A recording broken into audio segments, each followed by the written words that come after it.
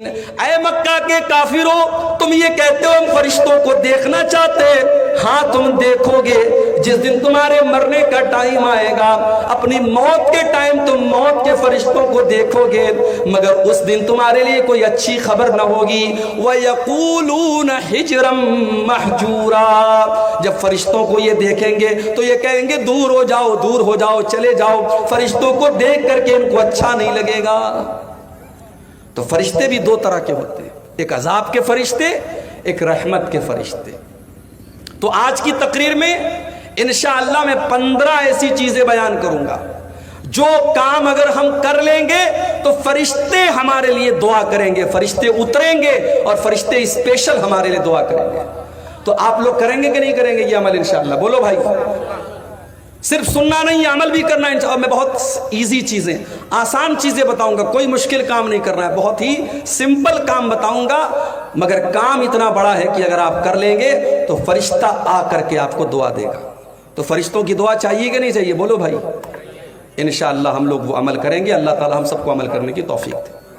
سب سے پہلا کام، فرشتوں کی دعا چاہیے۔ پہلا کام، رات میں باوضو ہو کر کے سویا گیا، سمپل ہے۔ رات میں سونے کے ٹائم کیا کرنا ہے؟ پاک ہو کر کے سونا ہے، وضو کر کے سونا ہے۔ اللہ کے نبی فرماتے ہیں طہروا هذه الاجساد طہرکم اللہ، اے مسلمانوں اپنے شریر کو پاک رکھا کرو، اللہ تعالیٰ بھی تم کو پاک کرے گا۔ ما من مسلم ما من عبد یبیت طاہرا، جب بھی کوئی بندہ رات میں وضو کر کے سوتا ہے، پاکی کی حالت میں سوتا ہے، الا بات ملک فی شعارہ، تو فرشتہ بھی اس کے بغل میں سوتا ہے۔ اور بندہ جب رات میں اٹھتا ہے، جب کروٹ بدلتا ہے، جب بندے کی نیند کھلتی ہے، فرشتہ کہتا اللہم اغفر لہذا العبدی، اے اللہ تو اپنے اس بندے کی بخشش فرما دے، فَإِنَّهُ بَاتَ طَاهِرًا، یہ بندہ وضو کر کے سویا ہے۔ اس کو اپنی زندگی کی عادت بنا لو۔ میری ماں بہنوں تم سے بھی کہتا ہوں، رات میں بھائی پیشاب کرنے کے لیے جاتے ہو نا، سونے کے پہلے ایک بار آخری بار پیشاب کرتے ہو، پیشاب کرنے کے بعد وضو کر لو، وضو کر کے بستر پہ آؤ، اور ایک کام اور کر لو، جب بستر پہ وضو کر کے آؤ تو ایک کام اور کر لو۔ چلو وہ حدیث بھی آپ کو سنا دیتا ہوں۔ ابھی جو حدیث پڑھی یہ الترغیب و ترہیب کی صحیح روایت ہے، اب جو حدیث پڑھنے جا رہا ہوں یہ بخاری اور مسلم کی حدیث ہے، اور حدیث کے راوی کون ہے؟ برا ابن عازب۔ کیا نام ہے؟ بولو بھائی، برا ابن عازب۔ آپ کے علاقے میں لوگوں کے نام بڑے عجیب مجھے نظر آتے ہیں۔ کیا نام ہے بھائی؟ انجار ال، افراج ال، ریاج ال، یہ نام رکھتے ہیں بھائی۔ صحابہ کے نام پر اپنے بچوں کے نام رکھو، پورے محلے میں آپ کو برا نام نہیں ملے گا، پورے محلے میں عازب نام نہیں ملے گا۔ برا ابن عازب صحابی کا نام ہے۔ برا ابن عازب کہتے ہیں اللہ کے پیارے نبی صلی اللہ علیہ وسلم نے فرمایا کہ اے برا ابن عازب، جب تم رات میں بستر پہ سونے جایا کرو تو تم وضو کر لیا کرو، اور وضو کرنے کے بعد داہنی کروٹ لیٹ جاؤ، اور داہنی کروٹ لیٹنے کے بعد ایک دعا میں سکھا رہا ہوں، اے برا ابن عازب ایک دعا میں سکھا رہا ہوں، اس دعا کو پڑھ لیا کرو، اور اس دعا کو پڑھنے کے بعد پھر کوئی بات چیت نہیں کرنا ہے۔ اس دعا کو پڑھ کے سو جاؤ، پھر بات نہیں کرنا ہے۔ اب بات نہیں کرنا ہے تو کسی سے بات نہیں کرنا ہے، وہ موبائل پہ رات میں جو لگے رہتے ہیں ان سے بھی کہہ رہا ہوں کسی سے بات نہیں کرنا ہے۔ آخری کام یہ کر کے سونا ہے، یہ دعا پڑھ کے سونا ہے۔ کیا دعا ہے؟ بڑی پیاری دعا ہے، اس کو یاد کر لو میرے بھائی۔ اللہم اسلمت نفسی الیک وفوضت امری الیک والجات ظہری الیک رغبتا ورہبتا الیک لا ملجا ولا منجا منک الا الیک آمنت بکتابک الذی انزلت وبنبیک الذی ارسلت۔ ابھی سننے میں تھوڑی آپ کو مشکل لگ رہی ہوگی، 2-4 بار آپ یاد کریں گے، یاد ہو جائے گی۔ بڑی بہترین دعا ہے۔ دعا کا مطلب بھی سمجھا دیتا ہوں۔ اے اللہ، اچھا دیکھو، بندہ جب سوتا ہے نا تو اللہ کے رسول فرماتے ہیں کہ بندہ جب سوتا ہے تو سمجھو مر جاتا ہے۔ جتنی دیر انسان سویا رہتا ہے اتنی دیر اس کی روح اللہ اپنے قبضے میں لے لیتا ہے۔ اسی لیے جب ہم سو کر کے اٹھتے ہیں تو دعا پڑھتے ہیں الحمدللہ الذی احیانا بعد ما اماتنا والیہ النشور۔ اے اللہ تیرا شکر ہے تو نے ہم کو ہمیشہ کے لیے نہیں سلایا, ہم سو کر کے دوبارہ اٹھ گئے, زندہ ہو گئے, تو جیسے آج تو نے ہمیں زندہ کیا ہے, اے اللہ کل قیامت کے دن بھی تو ہماری قبروں سے ہمیں اٹھائے گا, ہمیں زندہ کرے گا. میرے پیارے ساتھیوں, آپ بستر پہ سونے جا رہے ہیں, اس بات کی کوئی گارنٹی نہیں ہے کہ اس کے بعد آپ اٹھ پائیں گے یا نہیں اٹھ پائیں گے. ہائے ہائے, فلسطین کے حالات آپ دیکھو, آنکھوں سے آنسو آ جاتے ہیں. ہاسپٹل کے اوپر بمباری کی گئی, بیچارے ہاسپٹلوں میں جان بچانے گئے تھے, 500 سے زیادہ لوگ اس ہاسپٹل کے اندر ایڈمٹ تھے. بمباری کی گئی اور فلسطین کے شہر غزہ میں اس ہاسپٹل کے 500 مسلمان مریض مر گئے, اللہ کو پیارے ہو گئے. اور ان کا ویڈیو میرے بھائی آپ دیکھ لیں تو آپ تڑپ اٹھیں گے. چھوٹے چھوٹے بچوں کی لاشیں, ان کی کٹی پڑی لاشیں دیکھ کر کے آپ کا دل تڑپ اٹھے گا. ہائے آج مسلمان کتنا بے حس ہو چکا ہے. ہم اپنے گھروں میں آرام سے اپنی بیوی بچوں کے ساتھ مزے لے رہے ہیں, اور وہاں ہمارے ہی کلمہ گو بھائی, ہمارے ہی مسلمان بھائی, آج ان کے بچے اور ان کی عورتیں, ان کے بوڑھے, سب ان کو جو ہے ہاسپٹلوں تک میں ان کو مار دیا جاتا ہے. کسی دور میں فرعون تھا, بہت بڑا ظالم تھا, بچوں کو قتل کروا دیتا تھا لیکن بڑوں کو چھوڑ دیتا تھا. لیکن اس وقت کا جو فرعون ہے وہ بچوں کو بھی نہیں چھوڑ رہا ہے, وہ عورتوں کو بھی نہیں چھوڑ رہا ہے, اور دنیا والے سے مذمت کر رہے ہیں, کنڈیم کر رہے ہیں, نندا کر رہے ہیں, قراردادیں پاس کر رہے ہیں. دنیا میں اتنے مسلم ملک ہیں, کسی کی اتنی ہمت نہیں ہے کہ جا کر کے اس خون خرابے کو روک دے اور فلسطینیوں کے بہرے اس خون کو روک دے. میرے بھائیوں, ہم تو بس اللہ سے دعا ہی کر سکتے کہ اللہ ہمارے ان بھائیوں کی مدد فرمائے. میرے بھائیوں, ہم اور آپ بستر پہ سونے جاتے ہیں تو یہ اس امید میں جاتے ہیں کہ صبح سو کر کے اٹھیں گے, مگر فلسطین کا ہمارا مسلمان بھائی جب سوتا ہے تو اس بات کی کوئی گارنٹی نہیں ہوتی کہ رات میں نہ جانے کون سا حملہ ہوگا اور کون سا راکٹ آئے گا اور کون سا میزائل آئے گا اور ان کے پورے گھر کو تباہ کر دے گا اور ان کی لاش بچ جائے گی. میرے بھائیوں, ان کے گھروں کے ملبے کے آگے بیٹھ کر ایک 8 سال کے بچے نے آیت الکرسی پڑھی ہے. وہ ویڈیو بھی دیکھ کر کے ہمیں حیرت ہوتی ہے کہ اس قوم کے بچے آج بھی الحمدللہ انہوں نے اپنے گھر کو کھویا ہے, اپنے ماں باپ کو کھویا ہے, اپنی جانیں گوائی ہیں, مگر اپنا ایمان نہیں کھویا ہے. ہمیں اللہ کی ذات سے پورا یقین ہے ان معصوم بچوں کی جانیں بیکار نہیں جائیں گی, ان شہیدوں کا خون بیکار نہیں جائے گا, اور ایک دن ارض فلسطین ان ظالموں کے پنجے سے نجات پائے گی اور مسجد اقصی ان ظالموں کے پنجے سے آزاد ہوگا انشاءاللہ. میرے بھائیوں, ہم بستر پہ سونے جا رہے ہیں, یہ دعا پڑھ رہے ہیں کہ اے اللہ میں اپنے آپ کو تیرے حوالے کر رہا ہوں, اے اللہ میں اپنے آپ کو تیرے حوالے کر رہا ہوں. وَفَوَّضْتُ أَمْرِي إِلَيْكَ, اے اللہ میں اپنا سب کچھ تیرے سپرد کر کے سونے جا رہا ہوں. وَأَلْجَأْتُ ظَهْرِي إِلَيْكَ, اے اللہ میں تیری طرف پیٹھ لگا کر کے سونے جا رہا ہوں. رغبتاً ورہبتاً الیک, اے اللہ میں تجھی سے امید رکھتا ہوں, تجھی سے ڈرتا ہوں. لا ملجا ولا منجا منک الا الیک, اے اللہ جس کو تو پناہ نہ دے اس کو کوئی پناہ دینے والا نہیں, جس کو تو نجات نہ دے اس کو کوئی نجات دینے والا نہیں. آمنت بکتابک الذی انزلتا, اے اللہ میں تیری کتاب کے اوپر ایمان رکھتا ہوں جو کتاب تو نے اتاری ہے. وبنبیک الذی ارسلتا, اور میں تیرے نبی کے اوپر ایمان رکھتا ہوں جس نبی کو تو نے دنیا میں بھیجا ہے. یہ دعا سکھائی آپ نے اور کہا کہ اے برا, رات میں بستر پہ سونے جاؤ, وضو کر کے آؤ, داہنی کروٹ لیٹ جاؤ, یہ دعا پڑھو اور اس کو اپنی آخری بات بنا لو, اس کے بعد بات چیت مت کرو.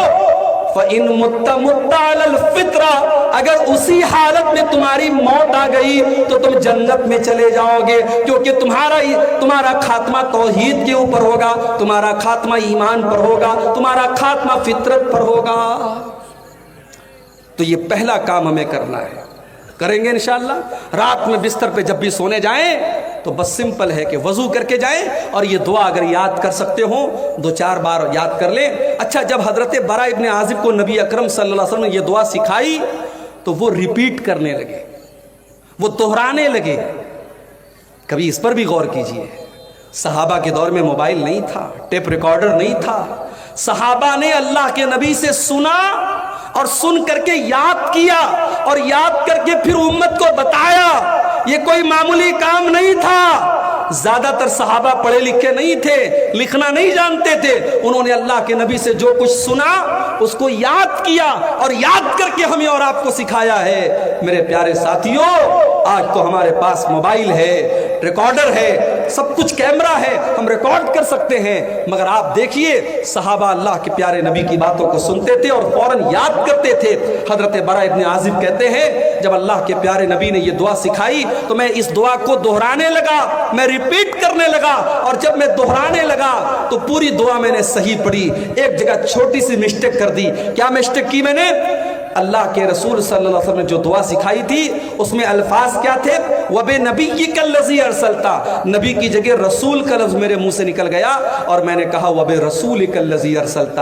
اتنا سننا تھا، اللہ کے پیارے نبی نے کہا اے برا خبردار، جو الفاظ میں نے سکھائے ہیں وہی الفاظ تمہیں پڑھنا ہے۔ پتہ یہ چلا کہ ہمیں دعا میں بھی اپنی مرضی سے اضافہ نہیں کرنا ہے، ہمیں دعا بھی وہی پڑھنا ہے جو پیارے نبی نے سکھائی ہے۔ اذان کے بعد کی دعا جو ہم پڑھتے ہیں، اللہم رب هذه الدعوة التامة والصلاة القائمة آت محمد الوسیلة والفضیلة وبعثه مقاما محمودا الذی وعدته، اس دعا میں بھی کچھ لوگ ملاوٹ کرتے ہیں اور اس میں ایک لفظ بڑھا دیتے ہیں والدرجة الرفیعہ، اور دعا کے لاسٹ میں کیا بڑھا دیتے ہیں؟ انک لا تخلف المیعاد۔ اس دعا کے اندر یہ اضافہ صحیح نہیں ہے۔ میرے بھائیوں، دین نبی کی باتوں کا نام ہے، دین نبی کی پیروی کا نام ہے۔ ہم جب دعا میں اپنے من سے اضافہ نہیں کر سکتے تو شریعت میں اپنے من سے اضافہ کیسے کر سکتے ہیں؟ دین کی تبلیغ کرنا بہت اچھا کام ہے، مگر 3 دن کے لیے، 7 دن کے لیے، 40 دن کے لیے لوگ اپنا گھر چھوڑ دیں، اور جو گھر چھوڑے وہ عالم بھی نہیں ہے، اس کے پاس خود علم نہیں ہے، اس کو خود علم کی ضرورت ہے، وہ جا کے لوگوں کو تبلیغ کر رہا ہے۔ تبلیغ کا یہ طریقہ صحیح نہیں ہے۔ اور آپ کے سیمانچل میں اگر کچھ لوگ اس طریقے سے آپ کی مسجدوں میں آ کے تبلیغ کر رہے ہیں تو کم سے کم آپ اپنی جماعت کے ذمہ داروں کو بتائیے، اور ایسی ایکٹیویٹی کو آپ اپنے علاقوں میں ہونے مت دیجیے۔ میرے بھائیوں، ہم تبلیغ کے خلاف نہیں ہیں، مگر تبلیغ سب سے پہلے عقیدے کی ہونی چاہیے، تبلیغ سب سے پہلے توحید کی ہونی چاہیے، اور تبلیغ اور دعوت کا کام علماء کریں، جاہلوں کے ہاتھ میں اس کی کمانڈ نہیں ہونی چاہیے۔ تو یہ پہلی چیز ہے کہ اگر اس پر ہم عمل کریں گے تو فرشتے اتریں گے۔ اللہ کے نبی نے فرمایا رات میں بستر پہ اگر سونے کے پہلے وضو کر کے سویا جائے تو انشاءاللہ اس سے فرشتے اتریں گے اور آپ کے لیے دعا کریں گے۔ 15 چیزوں میں سے پہلی چیز ہوگی۔ دوسری چیز، جہاں پر لوگ بیٹھ کر کے اللہ تعالیٰ کا ذکر کر رہے ہیں، مثال کے طور پر یہ جلسہ ہو رہا ہے، یہ تقریر ہو رہی ہے، اور عشاء کی نماز کے بعد سے لے کر کے ابھی تک یہاں پہ اللہ تعالیٰ کی باتیں ہو رہی ہیں، اللہ کا ذکر ہو رہا ہے۔ ایسی مجلسوں میں، ایسے جلسوں میں، ایسے پنڈالوں میں اللہ کے فرشتے تلاش کرتے رہتے ہیں۔ اللہ کے پیارے نبی فرماتے ہیں، صحیح مسلم کی روایت ہے، ان للہ ملائکۃ سیاحین یلتمسون اہل الذکر، اللہ تعالیٰ کے کچھ فرشتے ایسے ہیں جو تلاش کرتے رہتے ہیں کہاں پر لوگ اللہ تعالیٰ کا ذکر کر رہے ہیں، کہاں پر اللہ تعالیٰ کی باتیں ہو رہی ہیں۔ جب ان کو ایسی کوئی مجلس نظر آتی ہے، ایسی کوئی جگہ نظر آتی ہے، فرشتے آپس میں کہتے ہیں حلموا الی حاجتکم، دیکھو یہاں پر ہمارے مطلب کا کام ہو رہا ہے، یہاں پہ قرآن بیان ہو رہا ہے، یہاں پہ حدیث بیان ہو رہی ہے، یہاں پہ اللہ اور اس کے رسول کی باتیں ہو رہی ہیں۔ پھر فرشتے اس مجلس کو اپنے پروں سے گھیر لیتے ہیں، اس مجلس میں فرشتے اس مجلس کو گھیر لیتے ہیں۔ اس کے بعد جب یہ فرشتے اللہ تعالیٰ کے پاس جاتے ہیں، اللہ تعالیٰ پوچھتا ہے اے میرے فرشتوں، تم نے میرے بندوں کو کس حال میں پایا،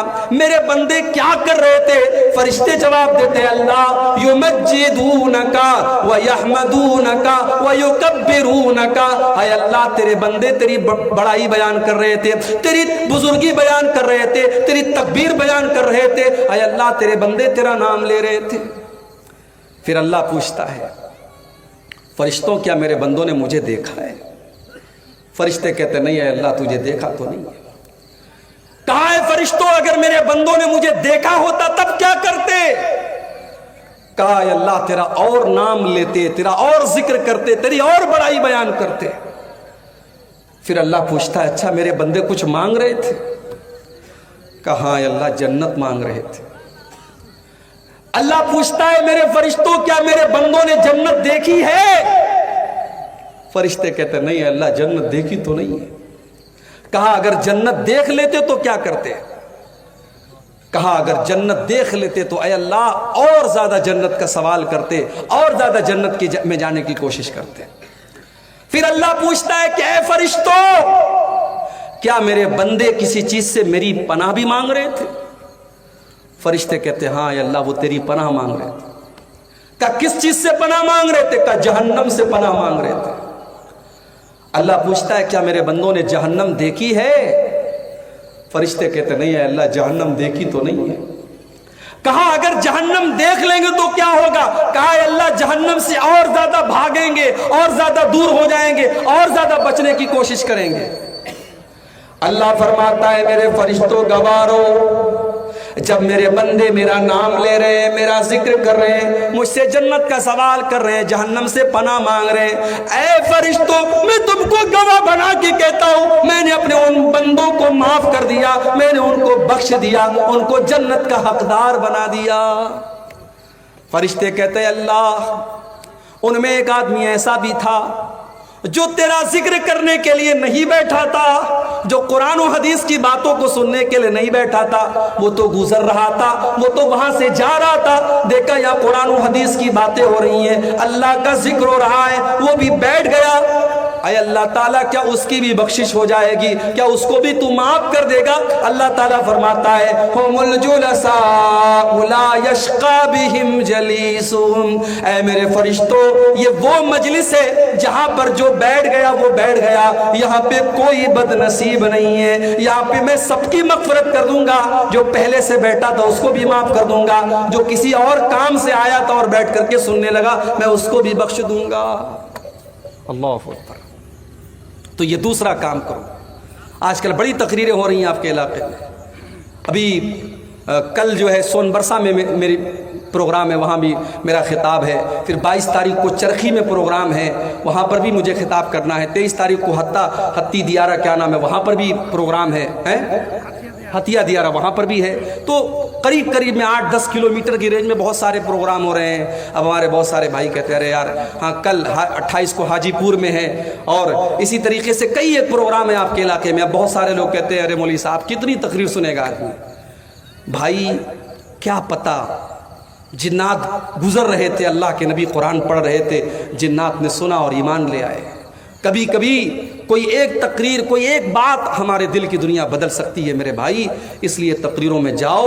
اور یہ چندے کے پروگرام ہوتے ہیں، اللہ نے آپ کو مال دیا ہے، قبرستان کا آج کے جلسے میں قبرستان کے لیے چندہ ہو رہا ہے، کہیں اور مدرسے کے لیے ہوتا ہے، آپ جائیں گے، جو بھی اللہ تعالیٰ نے حیثیت دی، 1000 5000 10,000 1 لاکھ جو بھی آپ دے سکتے ہیں دیں گے، وہ الگ آپ کو ثواب ملے گا۔ اس لیے میرے بھائیوں دینی مجلسوں میں جانے سے بھی اللہ تعالیٰ کے فرشتوں کی رحمت ہمیں ملتی ہے۔ تو یہ 2 چیزیں ہو گئی۔ نمبر 3، قرآن کریم کی تلاوت کرنے سے بھی فرشتے اترتے ہیں۔ دلیل کیا ہے؟ دلیل بخاری اور مسلم کی حدیث ہے، اللہ کے پیارے نبی صلی اللہ علیہ وسلم کے ایک صحابی ہیں، نام ان کا کیا تھا؟ اسید ابن حضیر۔ اسید بڑا پیارا نام ہے، اسید کا مطلب سمجھتے ہو شیر کا بچہ، شیر کا بچہ پیدا ہو یہ نام رکھو، پیارا نام ہے اسید۔ اسید ابن حضیر قرآن پڑھ رہے تھے سورہ بقرہ، اور ان کا معصوم بچہ یحییٰ وہیں پر بیٹھا ہوا تھا، اور ایک گھوڑا کھوٹے سے بندھا ہوا تھا۔ حضرت اسید ابن حضیر رضی اللہ تعالیٰ عنہ سورہ بقرہ کی تلاوت کرنے لگے، گھوڑا بدکنے لگا، گھوڑا بھاگنے لگا، یہ چپ ہو جاتے، گھوڑا چپ ہو جاتا، گھوڑا رک جاتا، یہ قرآن پڑھنے لگتے، گھوڑا پھر سے بے چین ہونے لگتا۔ حضرت اسید کہتے میں ڈر گیا کہیں گھوڑا میرے بچے کو کچل نہ دے، میرا بچہ وہیں پر تھا، میں نے جلدی سے بچے کو اٹھایا، اور پھر میں نے گھوڑے کے اوپر آسمان میں دیکھا، میں نے دیکھا کہ ایک بہت بڑی بدلی نظر آ رہی ہے، ایک بہت بڑی آسمان میں بدلی نظر آ رہی ہے جس میں روشنیاں چمک رہی ہیں۔ مجھے بات سمجھ میں نہیں آئی، جب صبح ہوئی میں نے اللہ کے پیارے نبی جناب محمد رسول اللہ صلی اللہ علیہ وسلم کو یہ واقعہ سنایا۔ آپ نے فرمایا اقرا یا ابن حضیر، اقرا یا ابن حضیر، اے ابن حضیر جب تو قرآن پڑھ رہا رہا تھا تو تجھ کو اور پڑھنا چاہیے تھا، تجھ کو اور پڑھنا چاہیے تھا۔ میں نے کہا اے اللہ کے نبی، میں ڈر گیا، میرا معصوم بچہ وہیں پر بیٹھا تھا، میں ڈر گیا کہ گھوڑا بے چین ہو رہا ہے، گھوڑا بدک رہا ہے، کہیں گھوڑا میرے بچے کو روند نہ دے۔ اور میں نے آسمان میں دیکھا تو بدلی تھی، آسمان میں ایک سائبان تھا اور اس میں روشنیاں چمک رہی تھی۔ اللہ کے پیارے رسول صلی اللہ علیہ وسلم فرمایا کہ اے اسید ابن حضیر، وہ آسمان کی بدلیاں کیا تھیں، کیا تم جانتے ہو؟ کہا نہیں اے اللہ کے نبی، میں نہیں جانتا۔ آپ نے فرمایا وہ اللہ کے فرشتے تھے۔ جب تم قرآن پڑھ رہے تھے اللہ کے فرشتے تمہاری قرآن کی تلاوت کو سن رہے تھے، اور اگر تم پڑھتے رہتے تو فرشتے سنتے رہتے، اور صبح ہو جاتی تو فرشتوں کو عام لوگ بھی دیکھ لیتے۔ اگر تم پڑھتے رہتے تو فرشتے وہاں پر بیٹھ کر کے تمہاری تلاوت کی آواز سنتے رہتے۔ پتہ یہ چلا کہ جب ہم قرآن پڑھتے ہیں تو قرآن پڑھنے سے بھی فرشتے اترتے ہیں اور فرشتے ہماری قرآن کی تلاوت کو سنتے ہیں۔ اس لیے میرے بھائیوں، آج تو حالت کیا ہے، آج حالت کیا ہے ہماری؟ اپنے نوجوانوں سے پوچھنا چاہتا ہوں، موبائل کے بغیر کتنی دیر رہ سکتے ہو؟ موبائل سوئچ آف ہو جائے، بیٹری ختم ہو جائے تو نوجوان ایسا بے چین ہو جاتا ہے جیسے پرندے کا پر قطر دیا جائے۔ جب تک موبائل میں چارجنگ نہ ہو جائے، موبائل آن نہ ہو جائے اور یہ پتہ نہ چل جائے میرے اسٹیٹس کو کتنے لوگوں نے دیکھا، میرے فیس بک کی پوسٹ کو کتنے لوگوں نے لائک کیا، کتنے لوگوں کے مس کال آئے، کتنے لوگوں کے میسج آئے، تب تک نوجوان کو چین نہیں ملتا۔ میرے نوجوان بھائیوں، کبھی سینے پر ہاتھ رکھ کر کے یہ بھی دیکھو اور غور کرو، آخری بار آپ نے قرآن کب اٹھایا تھا؟ آخری بار آپ نے قرآن کو کب ہاتھ لگایا تھا؟ شاید کتنے نوجوان ہوں گے، شاید، میں یقین کے ساتھ نہیں کہتا، شاید انہوں نے آخری بار رمضان میں قرآن کو چھوا تھا، اس کے بعد ضرورت نہیں پڑی ہے۔ تاپوں میں سجایا جاتا ہوں، ہاتھوں میں اٹھایا جاتا ہوں، پڑھ پڑھ کے سنایا جاتا ہوں، آنکھوں میں لگایا جاتا ہوں۔ قرآن شکایت کر رہا ہے، او لوگوں، تم مجھے آنکھوں سے لگا کر کے چومتے ہو، ریشم کے کپڑے میں لپیٹ کے رکھ دیتے ہو، لیکن میری تلاوت نہیں کرتے، میرے اوپر غور نہیں کرتے، مجھے سمجھنے کی کوشش نہیں کرتے۔ میرے پیارے ساتھیوں، آپ کا کوئی دوست آپ کو میسج کرے اور آپ موبائل میں اس کے میسج کو اگنور کر دیں، اس کے میسج کو نظر انداز کر دیں، آپ کا دوست آپ سے ناراض ہو جائے گا، تو نے میرے میسج کو دیکھ کر کے کیوں اگنور کر دیا؟ یہ قرآن بھی تو اللہ تعالیٰ کا میسج ہے، یہ قرآن بھی تو اللہ تعالیٰ کا پیغام ہے۔ ہمارے گھر میں قرآن رکھا ہوا ہے۔ میری ماں بہنوں، میرے بھائیوں، ہم 5 منٹ بھی 24 گھنٹے میں قرآن کے لیے نہیں نکالتے۔ کتنے بڑے ظالم ہیں ہم۔ دوسروں کو ظالم بعد میں کہو، پہلے یہ سوچو ہم کتنے بڑے ظالم ہیں، قرآن کے ساتھ ہم نے کتنی ناانصافی کی ہے۔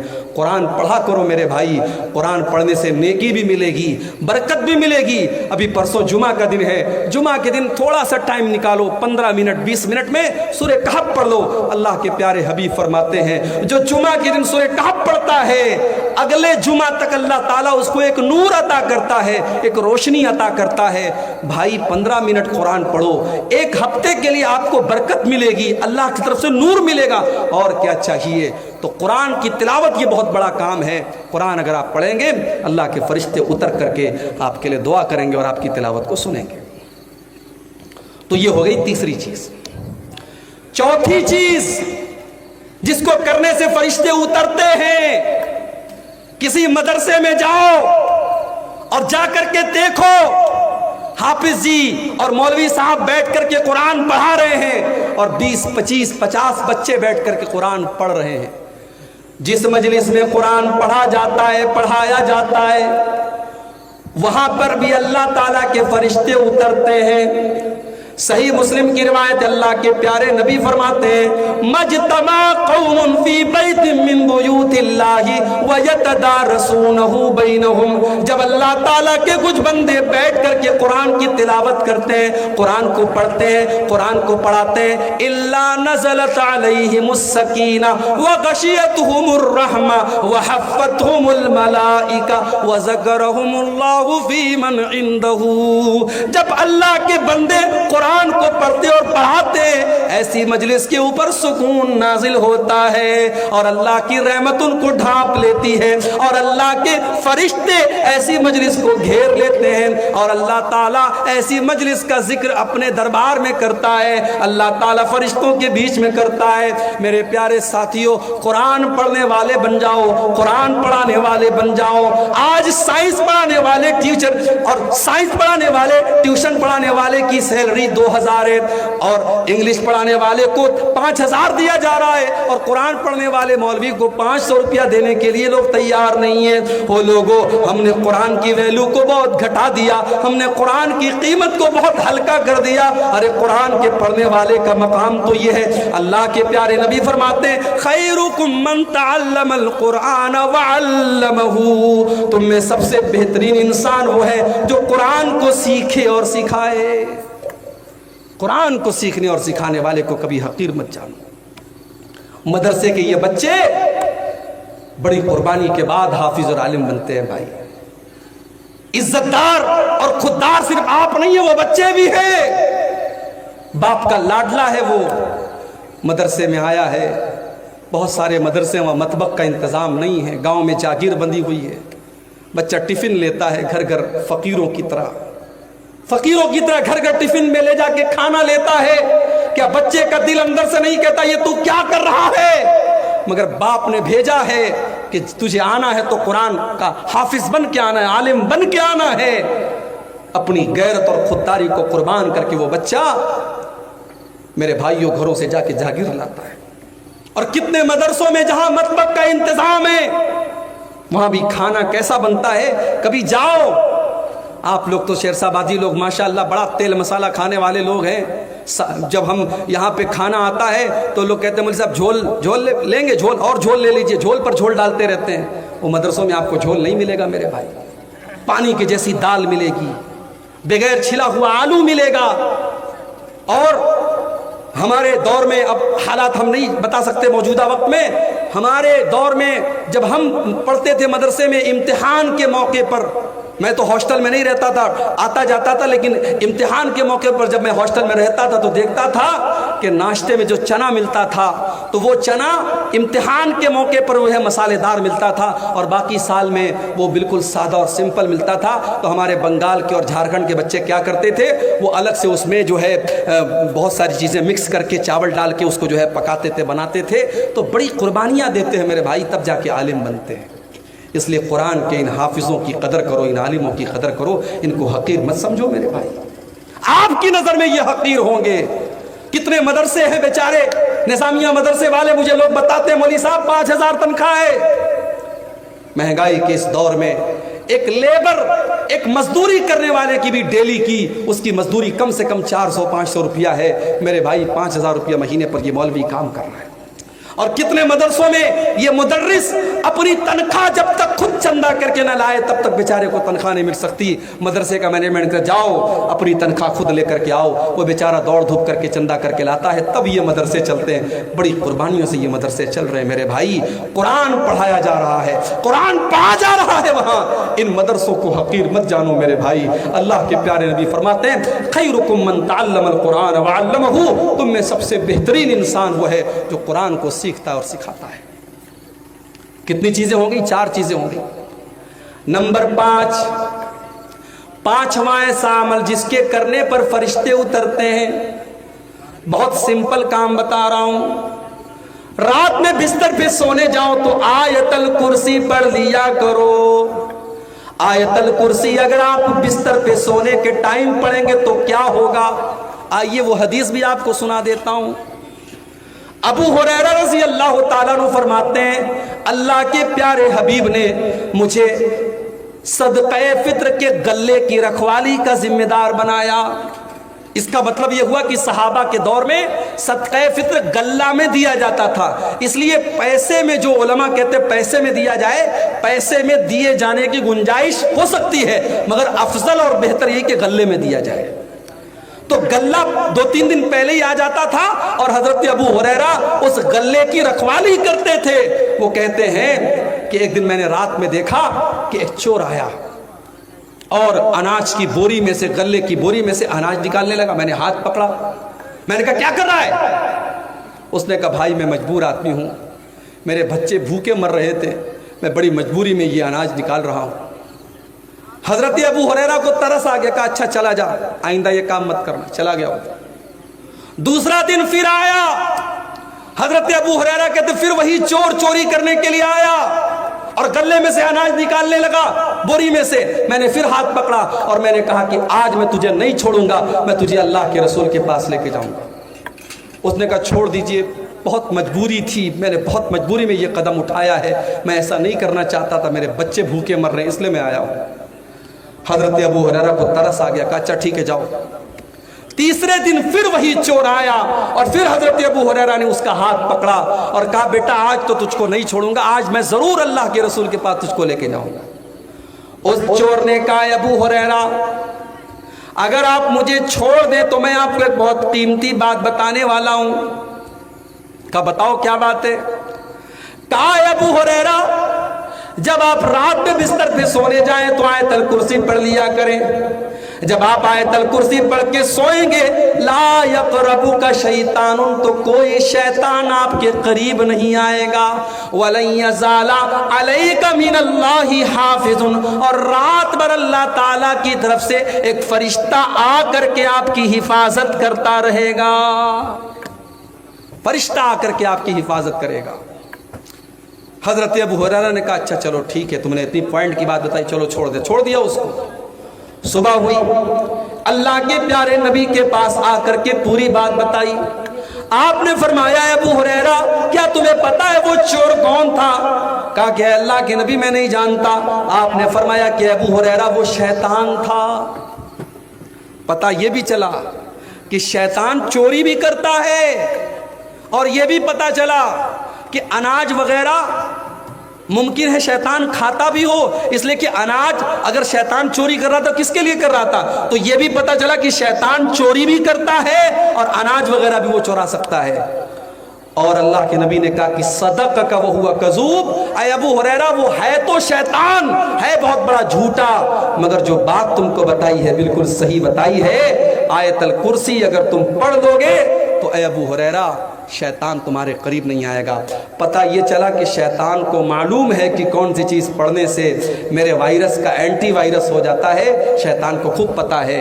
جیسے اذان دینے سے شیطان بھاگ جاتا ہے، اسی طریقے سے یہاں اللہ کے رسول نے فرمایا کہ آیت الکرسی اگر آپ رات میں بستر پہ سونے کے ٹائم اگر پڑھ لیں گے تو شیطان دور ہو جائے گا اور اللہ کی طرف سے فرشتہ اترے گا، اور فرشتہ کیا کرے گا؟ وہ رات بھر آپ کی حفاظت کرے گا۔ تو یہ بھی ایک بہت بڑا اہم کام ہے میرے بھائیوں، اگر اس کام کو ہم کریں گے تو اللہ تعالیٰ کا فرشتہ اترے گا۔ اور آگے بڑھیے، نمبر 6، چھٹی چیز، اگر کوئی انسان ایمان والا ہے اور اپنے ایمان کے اوپر وہ ڈٹا رہتا ہے، اپنے ایمان سے کبھی کمپرومائز نہیں کرتا ہے، چاہے اس کو دھمکی دی جائے، چاہے اس کو لالچ دیا جائے، وہ ایمان کے اوپر ڈٹا رہتا ہے، تو ایسے انسان کے اوپر بھی اللہ تعالیٰ کے فرشتے اترتے ہیں۔ ان الذین قالوا ربنا اللہ ثم استقاموا تتنزل علیہم الملائکۃ الا تخافوا ولا تحزنوا۔ جو لوگ یہ کہتے ہیں ہمارا پروردگار اللہ ہے، ہمارا رب اللہ ہے، اور پھر اسی کے اوپر ڈٹ جاتے ہیں، اسی کے اوپر جم جاتے ہیں، ان کے پاس فرشتے اترتے ہیں، ان کے پاس فرشتے آتے ہیں اور فرشتے آ کر کے کہتے ہیں اللہ تخافوا، تمہیں ڈرنے کی کوئی ضرورت نہیں ہے، ولا تحزنوا، اور تمہیں غمگین ہونے کی کوئی ضرورت نہیں ہے، وابشروا بالجنۃ التي کنتم توعدون، جس جنت کا تم سے وعدہ کیا گیا ہے وہ جنت تم کو مل کر کے رہے گی۔ استقامت، ایمان کے اوپر قائم رہنا۔ آج تو کتنی مسلمان لڑکیاں ہیں، پیار اور محبت کا ڈورا کسی نے ڈالا، اسی کے ساتھ بھاگ گئیں، فرار ہو گئیں، اس سے کوئی مطلب نہیں وہ مسلمان ہے، وہ غیر مسلم ہے، وہ کیا ہے۔ عشق اور محبت کا چشمہ لگ گیا آنکھوں پہ، ماں باپ کی نہ عزت نظر آئی، نہ خاندان کی عزت نظر آئی، نہ اللہ کا دین نظر آیا، محبت کے نام پہ سب کچھ بیچ دیا۔ میری پیاری ماں اور بہنوں، آج اس پر بھی ہمیں غور کرنے کی ضرورت ہے۔ مجھے افسوس کے ساتھ کہنا پڑتا ہے سیمانچل کی اکثر مسجدوں میں جمعہ کی نماز میں عورتوں کا انتظام نہیں ہے. اکثر مسجدوں میں جمعہ کی نماز میں عورتوں کا انتظام نہیں ہے. اور مجھے یہ بھی پتا چلا کہ عیدین کی نمازوں میں بھی عورتوں کا انتظام نہیں ہوتا ہے. اور ہم بڑے فخر سے کہتے ہیں صاحب شیرسا بادی جماعت، شیرسا بادی برادری 100% اہل حدیث برادری ہے. کس طریقے کے اہل حدیث ہیں ہم؟ اگر ہم اہل حدیث ہیں تو اللہ کے رسول کی ان حدیثوں کا کیا مطلب ہے جس میں آپ نے عیدگاہ میں اور عید کی نماز میں اور عیدین کی نماز میں آپ نے عورتوں کو لے جانے کا حکم دیا؟ آپ نے یہاں تک فرمایا اگر کسی عورت کے پاس چادر نہیں، اپنی پڑوسی کی چادر لے لے، اپنی بہن کی چادر لے لے لیکن جائے. آپ نے یہاں تک فرمایا اگر عورت پیریڈ میں، عورت اگر حیض کی حالت میں تب بھی وہ عیدگاہ میں جائے گی، نماز نہیں پڑھے گی، نماز سے دور رہے گی، مگر جب امام صاحب دعا کریں گے تو دعا میں شامل رہے گی. اتنی تاکید ہے. آپ نے اپنی عورتوں کو عید اور بقرعید کی نماز سے محروم کر دیا. میرے بھائی جمعہ کی نماز میں عورتوں کا انتظام کیوں نہیں ہے؟ اگر آپ 1 فلور مسجد بناتے کیا وہ 2 فلور نہیں بن سکتی؟ اگر آپ کی مسجد میں 500 لوگوں کا انتظام ہے کیا اس میں 1 روم عورتوں کے لیے نہیں بن سکتا؟ آپ چاہیں گے تو سب کچھ ہو سکتا ہے. اور جس دن آپ نے مسجدوں میں عورتوں کا انتظام کر دیا اور عورتیں پابندی سے جمعہ کی نماز میں آنے لگیں، میں گارنٹی دیتا ہوں، لکھ کے دیتا ہوں، آپ کے علاقوں کی تصویر بدل جائے گی. یہ جلسے جو ہوتے ہیں نا، ان جلسوں میں تقریر لوگ انٹرٹینمنٹ اور منورنجن کے طور پہ سنتے ہیں، لیکن جمعہ کا جو خطبہ ہوتا ہے آدھا گھنٹے کا، 40 منٹ کا، اس میں ساری پبلک سننے کے لیے آئی ہے. وہاں کوئی بیٹھ کر کے سرتی نہیں کھا رہا ہے، کوئی کھینی نہیں کھا رہا ہے، کوئی چائے نہیں پی رہا ہے، کوئی پان نہیں کھا رہا ہے. وہاں سارے لوگ باوضو ہو کر کے بیٹھے ہیں، غور سے سن رہے ہیں. جمعہ کی نماز میں اگر آپ نے عورتوں کا انتظام رکھ دیا، سال میں 50 جمعہ کا خطبہ ہوتا ہے، 52 جمعہ کا خطبہ ہوتا ہے، آپ کے گھر کی عورتیں 52 تقریر سنیں گی، 52 تقریر سنیں گی. ان کے دین میں اضافہ ہوگا، ان کے علم میں اضافہ ہوگا. وہ عورتیں اگر کسی مدرسے میں پڑھی لکھی نہیں ہیں، عالمہ نہیں ہیں، فاضلہ نہیں ہیں، اسکول کی پڑھی ہیں، کالج کی پڑھی ہیں، لیکن صرف جمعہ کا خطبہ اگر آپ ان کے لیے انتظام کر دیں گے تو میرے بھائیوں کل کوئی بہروپیہ عشق اور محبت کے نام پر ان کو لے جانے کی کوشش کرے گا. اس نے 52 جمعہ کے خطبے سنے ہوں گے، اس کے پاس دین کا علم ہوگا، وہ محبت اور پیار کے اس دھوکے میں نہیں آئے گی. وہ کہہ دے گی نہیں، میرا ایمان اتنا سستا نہیں ہے، میرا دین اتنا سستا نہیں ہے، تیری محبت کے جھانسے میں نہیں آؤں گی. آج اگر ہماری قوم کی بیٹیاں یہ قدم اٹھا رہی ہیں، مجھے کہنے دیجئے کہیں نہ کہیں اس کے ذمہ دار ہم اور آپ ہیں.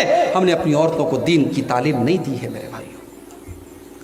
تو یہ بہت بڑی چیز ہے کہ آپ اپنے گھر کی عورتوں کو دین کی تعلیم دیں، ان کو بتائیں کہ دین کیا ہے، ان کو بتائیں کہ ایمان کیا ہے، اور اس کے بعد وہ اپنے ایمان پر ڈٹنے والی بنے گی. ہم نے تاریخ میں سمیہ رضی اللہ عنہ کا واقعہ پڑھا ہے. سمیہ کون ہے؟ عمار کی ماں ہے، یاسر کی بیوی ہے. ان کو ابو جہل نے باندھا ہوا ہے تپتی ریت پر اور کھلے آسمان کے نیچے سورج دہک رہا ہے اور حضرت سمیہ کو باندھا ہوا ہے. اور ابو جہل کہتا ہے سمیہ اگر تو نے محمد کا دین نہ چھوڑا، اگر تو نے اسلام نہ چھوڑا تو اے سمیہ تیرے شوہر کے سامنے، تیرے جوان بیٹے کے سامنے میں تجھے ننگا کر دوں گا. اللہ اکبر. ایک ماں کے لیے اس سے بڑھ کے تکلیف کی بات کیا ہوگی میرے بھائی؟ ایک ماں کو اگر اس کے جوان بیٹے کے سامنے ننگا کر دیا جائے، بے لباس کر دیا جائے، ایک ماں کے لیے اس سے بڑھ کے تکلیف کی بات کیا ہو؟ اے سمیہ تیرے ایمان کا کیا کہنا، اے سمیہ تیرے استقامت کا کیا کہنا، تو نے ابو جہل کی بات نہیں مانی. سمیہ کو ننگا کر دیا گیا، جوان بیٹے کے سامنے اس کی ماں کو ننگا کر دیا گیا، اور بڑی بے دردی سے سمیہ کو شہید کر دیا ابو جہل نے. وہ میری پیاری ماں بہنوں، سمیہ نے جان دے دی مگر ایمان نہیں دیا، سمیہ نے جان دے دی مگر توحید کا دامن نہیں چھوڑا. ایسے ہی لوگوں کے بارے میں اللہ کہہ رہا ہے ان الذين قالوا ربنا الله ثم استقاموا تتنزل عليهم الملائكة. ایمان کے اوپر جو لوگ جم جاتے ہیں ان کے پاس فرشتے آتے ہیں اور فرشتے کہتے ہیں ہم تمہاری مدد کریں گے. نحن اولیاؤکم فی الحیات الدنیا وفی الآخرہ. اے اللہ کے بندو گھبراؤ نہیں, ہم دنیا میں بھی تمہاری مدد کریں گے اور آخرت میں بھی ہم تمہاری مدد کریں گے. وَلَكُمْ فِيهَا مَا تَشْتَهِي أَنفُسُكُمْ وَلَكُمْ فِيهَا مَا تَدَّعُونَ. اور جنت میں تم کو وہ سب ملے گا جس کی تم تمنا کرو گے, جس کی تم آرزو کرو گے. تو کتنی چیزیں ہو گئی؟ 6 چیزیں ہو گئی. نمبر 7, 7واں ایسا عمل کہ اگر اس کو ہم کریں گے تو فرشتے اتریں گے. بہت ہی سمپل چیز بتا رہا ہوں. رمضان کے اندر ایک رات ہے, اس رات کا نام ہے قدر کی رات. وہ کون سی رات ہے؟ وہ رمضان کے آخری عشرے کی کوئی ایک رات ہے. اس رات میں اگر آپ عبادت کریں گے فرشتے اس رات میں اترتے ہیں. اِنَّا أَنزَلْنَاهُ فِي لَيْلَةِ الْقَدْرِ وَمَا أَدْرَاكَ مَا لَيْلَةُ الْقَدْرِ لَيْلَةُ الْقَدْرِ خَيْرٌ مِّنْ أَلْفِ شَهْرٍ. میرے بندو تمہیں کیا پتا کہ لیلۃ القدر کیا ہے؟ لیلۃ القدر 1000 مہینوں سے افضل ہے. کیلکولیٹر پہ کیلکولیٹ کر لو, 1000 میں 12 سے اگر آپ بھاگ دیں گے تقریباً 84 آتا ہے. ایک رات عبادت کریں گے آپ, 84 سال کی عبادت کا ثواب آپ کو ملے گا. ایک رات کی عبادت 5 گھنٹے کی 6 گھنٹے کی عبادت کا ثواب 84 سال کے برابر آپ کو ملے گا. اور اللہ فرماتا ہے تنزل الملائکۃ والروح فیہا بإذن ربہم من کل امر. اس رات میں اللہ کے فرشتے اترتے ہیں, اس رات میں جبریل امین اترتے ہیں. جبریل اترتے ہیں اور اللہ کے فرشتے اترتے ہیں. تو میرے بھائیوں اس رات میں ہم اور آپ عبادت کریں. رمضان کا آخری عشرہ آتا تھا, حدیث کے الفاظ ہیں, اما عائشہ فرماتی ہیں اللہ کے پیارے نبی صلی اللہ علیہ وسلم اپنے گھر والوں کو بھی جگاتے تھے اور خود بھی جاگتے تھے, اور گھر والوں کو بھی رات بھر عبادت کرواتے تھے اور خود بھی عبادت کرتے تھے. تو شب قدر میں ہم اور آپ عبادت کریں گے تو اللہ کے. اچھا, شب قدر کا نام شب قدر کیوں پڑا؟ قدر کا مطلب ہوتا ہے کوئی چیز تنگ پڑ جائے, کوئی چیز بہت ٹائٹ ہو جائے, اس کو عربی میں قدر کہتے ہیں. علماء نے لکھا ہے کہ شب قدر کا نام شب قدر اسی لیے پڑا, اتنے فرشتے اترتے ہیں کہ آسمان تنگ پڑ جاتا ہے, آسمان چھوٹا پڑ جاتا ہے, ہر طرف فرشتے ہی فرشتے ہوتے ہیں, اس لیے اس رات کا نام لیلۃ القدر پڑ گیا. میرے بھائیوں شب قدر میں ہم اور آپ عبادت کریں, انشاءاللہ فرشتے اتریں گے اور فرشتوں کی دعا ہمیں اور آپ کو ملے گی. کتنی چیزیں ہو گئی؟ 7 ہوئی. نمبر 8, 8واں ایسا عمل کہ اگر اس کو ہم کریں گے تو فرشتے اتریں گے اور ہمیں دعا دیں گے. جمعہ کے دن مسجد میں پہلے آنا. یہ بھی ہمارے دیہات میں دیکھتا ہوں ماحول نہیں ہے. 12:30 بجے جمعہ کا خطبہ ہو رہا ہے. پاکڑ میں ایک بار میں جمعہ پڑھانے گیا, 12:30 بجے جمعہ کا خطبہ تھا, اور میں جب مسجد میں جانے لگا ایک آدمی کو دیکھا بنیان پہن کر کے لنگی رکھ کے جا رہا ہے. میں نے کہا کہاں جا رہا ہو؟ بولا نہانے جا رہا ہوں. جمعہ کا خطبہ اسٹارٹ ہونے والا ہے, ابھی وہ نہانے جا رہا ہے. اس کا مطلب کہ جمعہ کی آپ کی نظر میں کوئی ویلیو نہیں ہے, جمعہ کا کوئی اہمیت اس کی نہیں ہے, اس کا کوئی مہتو نہیں ہے. یاد رکھو میرے بھائی, اللہ کے نبی فرماتے ہیں, بخاری اور مسلم کی روایت ہے, اذا کان یوم الجمعہ وقفت الملائکۃ علی باب المسجد. جب جمعہ کا دن آتا ہے اللہ کے فرشتے مسجد کے دروازے پر کھڑے ہو جاتے ہیں, اور جو جتنا پہلے آتا ہے اس کا اتنا زیادہ ثواب لکھتے ہیں. جو سب سے پہلے آتا ہے اس کو اللہ کی راہ میں اونٹ کی قربانی کا ثواب ملتا ہے. جو اس کے بعد آتا ہے اس کو گائے کی قربانی کا ثواب ملتا ہے. جو اس کے بعد آتا ہے اس کو دمبا کی قربانی کا ثواب ملتا ہے. جو اس کے بعد آتا ہے اسے اللہ کی راہ میں مرغا کی قربانی کا ثواب ملتا ہے. جو اس کے بعد آتا ہے اسے اللہ کی راہ میں انڈا دینے کا ثواب ملتا ہے. لیکن جب امام صاحب آتے ہیں اور خطبہ شروع ہو جاتا ہے, اللہ کے نبی فرماتے ہیں تَوَوْا صُحُفَهُمْ, فرشتے اپنے رجسٹر کو بند کر دیتے ہیں. جزاک اللہ خیر. فرشتے اپنے رجسٹر کو بند کر دیتے ہیں، فرشتے اپنے رجسٹر کو لپیٹ دیتے ہیں، وہ سمعوا الذکر، اور فرشتے بھی جمعہ کا خطبہ سننے لگتے ہیں۔ کتنے بد نصیب ہیں وہ لوگ جو امام کا خطبہ شروع ہونے کے بعد مسجد آتے ہیں۔ اللہ کے فرشتے ثواب لکھنے کے لیے مسجد کے گیٹ پر کھڑے ہوئے ہیں، ثواب لکھ رہے ہیں، اور ہم اتنے بڑے بد نصیب ہیں، ہمیں ثواب نہیں چاہیے، ہم ثواب سے اپنے آپ کو محروم کر رہے ہیں۔ میرے بھائیوں، کوشش کرو جمعہ کے دن پہلے مسجد میں آنے کی، سارے کام کو پہلے نپٹا دو، آدھا گھنٹہ پہلے، 1 گھنٹہ پہلے، جتنا پہلے ہو سکے آ جاؤ، جو جتنا پہلے آئے گا اس کو اتنا زیادہ ثواب ملے گا۔ تو جمعہ کے دن پہلے آنے پر بھی فرشتوں کی دعائیں ملے گی اور فرشتوں کا ثواب ہمیں اور آپ کو ملے گا۔ اب کتنی چیز ہو گئی؟ 8 ہو گئی۔ نمبر 9ویں چیز، اپنے مسلمان بھائی کی پیٹھ کے پیچھے اس کے لیے دعا کرنا، اپنے مسلمان بھائی کی غیر موجودگی میں اس کے لیے دعا کرنا، اس سے بھی فرشتے کی دعا آپ کو ملے گی۔ اللہ کے پیارے نبی صلی اللہ علیہ وسلم فرماتے ہیں، ما من عبد مسلم يدعو لأخيه بظهر الغیب، جب بھی بندہ اپنے مسلمان بھائی کے پیٹھ کے پیچھے اس کے لیے دعا کرتا ہے، جب اپنے مسلمان بھائی کی پیٹھ کے پیچھے دعا کرتا ہے، اس کے بغل میں ایک فرشتے کو اللہ تعالیٰ مقرر کر دیتا ہے، اور یہ جو بھی دعا کرتا ہے فرشتہ کہتا ہے آمین۔ مثال کے طور پر آپ نے اپنے بھائی کے حق میں دعا کی، اے اللہ تو میرے بھائی کو صحت دے دے، فرشتہ کہتا ہے آمین وَلَكَ بِمِثْلِ، اور فرشتہ کہتا ہے تیری بھی صحت اللہ اچھی کر دے۔ آپ دعا کرتے اے اللہ میرے بھائی کے کاروبار میں برکت دے دے، فرشتہ کہتا ہے آمین اللہ تیرے کاروبار میں بھی برکت دے دے۔ میرے پیارے ساتھیوں، جس دعا پر فرشتہ آمین کہہ دے اور فرشتہ بھی اس دعا میں شامل ہو جائے، سوچو اس دعا کی اہمیت کتنی زیادہ ہے۔ اپنے مسلمان بھائی کی پیٹھ کے پیچھے اس کے لیے دعا کیا کرو، سامنے سے نہیں۔ یا تو سامنے سے ہو رہی ہے، سامنے سے لوگ دعا کرواتے ہیں، پیٹھ پیچھے، وہ سامنے نہیں ہے، موجود نہیں ہے، پیٹھ پیچھے اگر آپ دعا کریں گے تو اللہ کے پیارے نبی صلی اللہ علیہ وسلم نے فرمایا کہ اس دعا کی برکت یہ ہوگی کہ فرشتہ آپ کے لیے دعا کرے گا۔ تو کتنی چیزیں ہو گئی؟ 9 چیزیں۔ نمبر 10، اپنے مسلمان بھائی سے ملاقات کرنے کے لیے اگر کوئی جاتا ہے، اپنے مسلمان بھائی سے ملاقات کرنے کے لیے اگر کوئی جاتا ہے، کوئی مطلب نہیں ہے، کوئی مقصد نہیں ہے، صرف اللہ تعالیٰ کے لیے اس کو راضی کرنے کے لیے اگر کوئی اپنے مسلمان بھائی سے ملنے کے لیے جاتا ہے۔ آج کے دور میں کون جاتا ہے بھائی؟ آج کے دور میں تو کوئی 2 منٹ کسی سے بات بھی کرتا ہے تو اس کے پیچھے بھی کوئی مطلب ہوتا ہے۔ اللہ کے پیارے نبی صلی اللہ علیہ وسلم فرماتے ہیں ان رجلا زار اخن لہو، ایک مسلمان اپنے بھائی سے ملنے کے لیے جا رہا تھا، اللہ تعالیٰ نے راستے میں ایک فرشتے کو بھیج دیا۔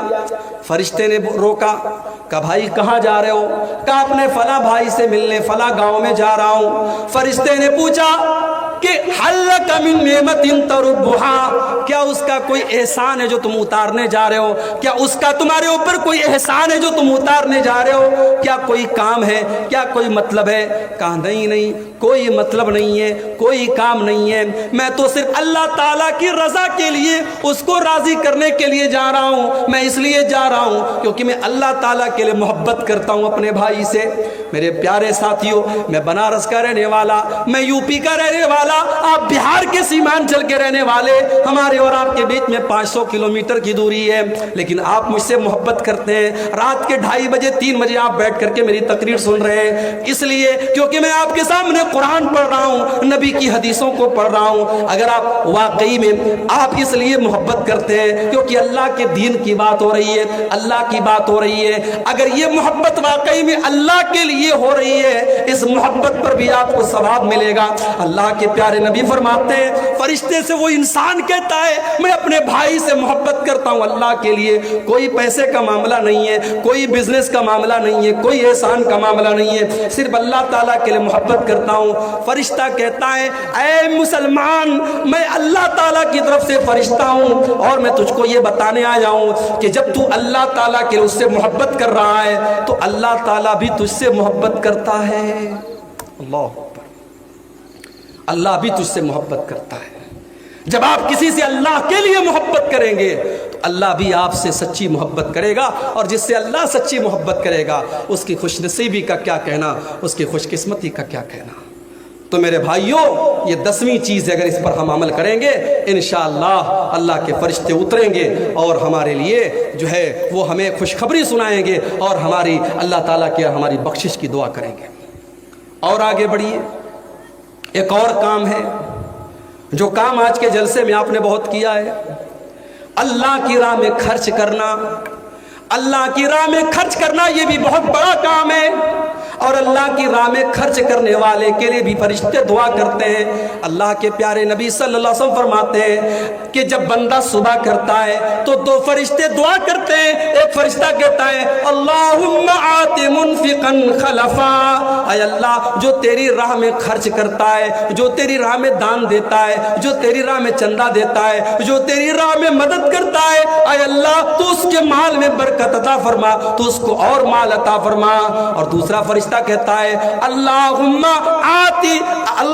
آت ممسکا تلفا، اے اللہ جو تیری راہ میں نہیں دیتا ہے، اے اللہ تو اس کے مال کو برباد کر دے، اے اللہ اس کے مال میں تو برکت مت دے۔